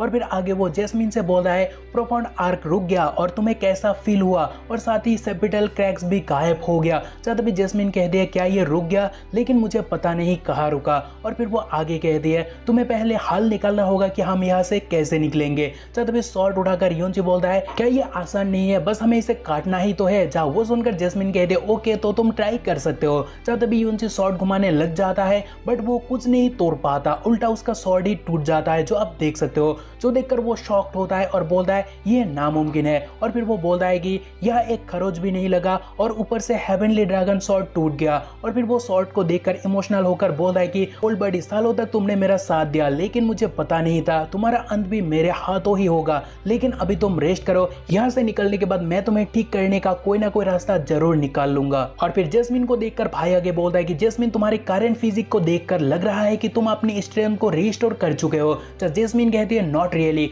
और फिर जैस्मिन मनी मन कहती है कि मैं उसे मेरी रिकवरी के बारे में नहीं बता सकती हूँ, क्योंकि आखिरकार स्ट्रॉन्ग बनने की सफर मुझे खुद ही तय करना होगा और कैसे मैं बाकियों के ऊपर रिलाई कर सकती हूँ। एंड मनी मन ये बात दबाकर वो आगे योंजी को कह दिए कि आप सब कुछ तुम्हारे हाथों में है, यानी यहाँ से निकल पाओगे या नहीं, सब कुछ तुम्हारे हाथों में ही है। चाहे एक और लेकर योंजी बोलता है कि चिंता मत करो, मैं हमेशा यहाँ कैद नहीं रहूंगा। और फिर कुछ साइन यूज करके वो बोलता है कि चलो लाइफ की जुआ खेलते हैं। और तभी उसका पीछे हमें एक साइड पर रेड ऑरा और एक साइड पर ब्लू ऑरा देखने को मिलता है। और फिर वो बोलता है कि आ जाओ इसे ट्राई करो। और फिर वो दीवार को तोड़ने लग जाता है, जहाँ तभी उसका उस एडक से हल्की सी दीवार पर खरोच होता है। लेकिन योंजी खुश होकर बोलता है कि हालांकि डैमेज बहुत ही कम है, लेकिन ये दर्शा रहा है कि मेरा आइस इंप्लीमेशन काम कर गया। जहाँ तभी जोश में आकर वो उस टेक्निक को फिर से इस्तेमाल करता है, जहाँ जैस्मिन कहती है एक एडवाइस, बस केयरफुल रहना, क्योंकि भले ही तुम एबिल गॉड सीड से उसे फ्यूज कर पा रहे हो, लेकिन अगर तुम उसे अच्छे से कंट्रोल नहीं कर पाते हो तो तुम उसे अच्छे से यूज भी नहीं कर पाओगे। चाहे योंजी भी लाइक डू नॉट वरी, लेकिन तभी उससे कंट्रोल छूट जाता है और वो जैस्मिन को बोलता है कि हंसना बंद करो और मुझे मदद करो। लेकिन उतने में वहां एक धमाका होता है और भाई का चेहरा काला हो जाता है और लेटे लेटे वो बोलता है कि ये तो बहुत अचानक हुआ, मुझे रिएक्ट करने का भी मौका नहीं मिला। तभी सीन चेंज होने पर हमें बाहरी दुनिया का बारे में पता चलता है। लाइक योंजी के प्रोफाउंड आर्क पर कैद होने के कुछ टाइम बाद ही divine phoenix nation 3 million powerful troops के साथ ब्लू वाइट नेशन बॉर्डर को इन्वेड किया, जिसके कारण दोनों कंट्री के बीच ऑलमोस्ट जंग छिड़ गया और कुछ ही टाइम में जंग बहुत इंटेंस हो गया था। और जंग के जैसे ही 3 महीना हुआ, उसी दिन ब्लू वाइट नेशन का एम्परर संग को मार डाला गया, जिस न्यूज से पूरे देश भर में उदासी छा गया। लेकिन डर के मारे छांग का एक भी बेटा गद्दी संभालने के लिए सामने नहीं आया। लेकिन तभी सांगियो, जो अपने पति की मौत से अभी भी उभर नहीं सकी, वो सामने आके नेशन की इतनी बड़ी जिम्मेदारी अपने कंधों में लिफ्ट किया, जिसके साथ वो इतिहास की पहली ब्लू वाइट नेशन की फीमेल एम्परर बन गई। और ये गया पास्ट, लेकिन करंट डे अभी उसके लिए और भी मुसीबतजनक है, क्योंकि तभी एक खबरी डर के मारे एम्परर को कहता है कि मैजेस्टी बैड न्यूज, क्योंकि लेटेस्ट बैटल रिपोर्ट के मुताबिक न्यू मून सिटी को कंप्लीटली ऑक्युपाइड किया गया और सिटी लॉर्ड भी मारा गया। जहाँ सांगियो कहती है क्या, जहाँ मैं कहना चाहूंगा भाई मुझे जज बिल्कुल भी मत करना, क्योंकि मैं इस सिचुएशन पर सांगियो को हॉट बोलने जा रहा हूँ। लेकिन अब देख ही सकते हो मैं भी मजबूर हूँ और गलत बोल रहा हूँ तो माफ कर देना। खैर ये सब छोड़ो, क्योंकि तभी वहां का एल्डर डर के मारे बोलने लगते हैं इम्पॉसिबल, क्योंकि न्यू मून सिटी के पास डिफेंस के लिए पूरा 1 लाख डिफेंडर्स था। और फिर एल्डर आगे बोलता है मैजेस्टी, ये डिवाइन फिनिक्स एक्ट तो बहुत ही घटिया है, जो वो लोग 4 ओवरलॉर्ड को भेजा। और फिर एल्डर आगे गुस्सा होता है, क्योंकि एल्डर सारे डिफेंडर्स के बारे में सोचता है जो उनके हाथों अभी तक मारे जा चुके हैं, और उन्हें याद करके एल्डर बोलता है मेरा बच चले तो मैं उनका खून पी जाऊं। तभी बाकी लोग भी बोलने लगते हैं कि हम उनके आगे घुटने नहीं टिकेंगे। तभी एक बंदा हंसने लगता है और तभी लोग बाग बोलने लगते हैं सेकंड प्रिंस यहाँ, आखिर वो यहाँ क्या कर रहा है। तभी प्रिंस बोलता है कि इडियट्स, क्या तुम्हें लगता है बस तुम गुस्सा होकर इस जंग को जीत सकते हो। और वो सांगियो को बोलता है एम्परर सीज, कहीं ना कहीं आपको और मुझे, मतलब हम दोनों को ही पता है अगर हम इस बैटल को कंटिन्यू रखते हैं तो बस हमारा डिफेंडर से मरेगा। सो अगर हम पहले ही सरेंडर करते हैं तो नुकसान बहुत ही कम होगा और डिवाइन फोनिक्स एक्ट भी हमें जाने देगा। तभी कुछ लोग बोलने लगते हैं प्रिंस सही बोल रहा है। तभी प्रिंस सांगियो से कहता है कि सीज मैजेस्टी आप हो तो इतना इंपॉर्टेंट मैटर से डील करने के लिए आपको जल्दी से डिसीजन लेना होगा। तभी सांगियो उसे कोल्ड लुक देती है, जो देखकर वो डर के मारे बोलता है कि एम्परर सीज ज्यादा घमंडी होना भी ठीक बात नहीं है। तभी सांगियो उसे डराता है इंस्टेंट अटैक करके, बट फर्स्ट अटैक बस वो डराने के लिए किया, जो देखकर सब डर जाते हैं। और प्रिंस बोलता है कि सीज आप मुझे मारना चाहते हो। तभी सांगियो कहती है कि तूने मेरे ट्रूप्स और एल्डर की माइंड डाइवर्ट करने की हिम्मत किया, सो मैं तुझे कैसे जाने दूं। और फिर फाइनली मिस एम्परर शॉट निकालती है और हमें ब्लडशेड देखने को मिलता है, बट वहां क्या हुआ वो हमें देखने को नहीं मिलता। बट अफसोस एपिसोड खत्म होता है। But to be honest episode बहुत ही गजब था, क्योंकि एक एम्परर मर गया, यानी सांगियो योंजी की बीबी की बाप, और उस वक्त मर गया जब योंजी के मौत से वो उभर नहीं पा रही थी, और उस वक्त उसको इतनी बड़ी जिम्मेदारी अपने कंधों पे उठाना पड़ा। तो आप समझ सकते हो कि वो कितना कोल्ड हो चुकी होगी। एंड ये चीज तो मुझे एपिसोड का बेस्ट पार्ट लगा, और ऊपर से पॉलिटिक्स, योंजी का पावर अप, और ऊपर से highlight of the episode goddess Jasmine. So आज के लिए बस इतना, मिलते हैं अगले एपिसोड में, तब तक के लिए बाय, अपना ख्याल रखना और दुआ में हमको याद रखना।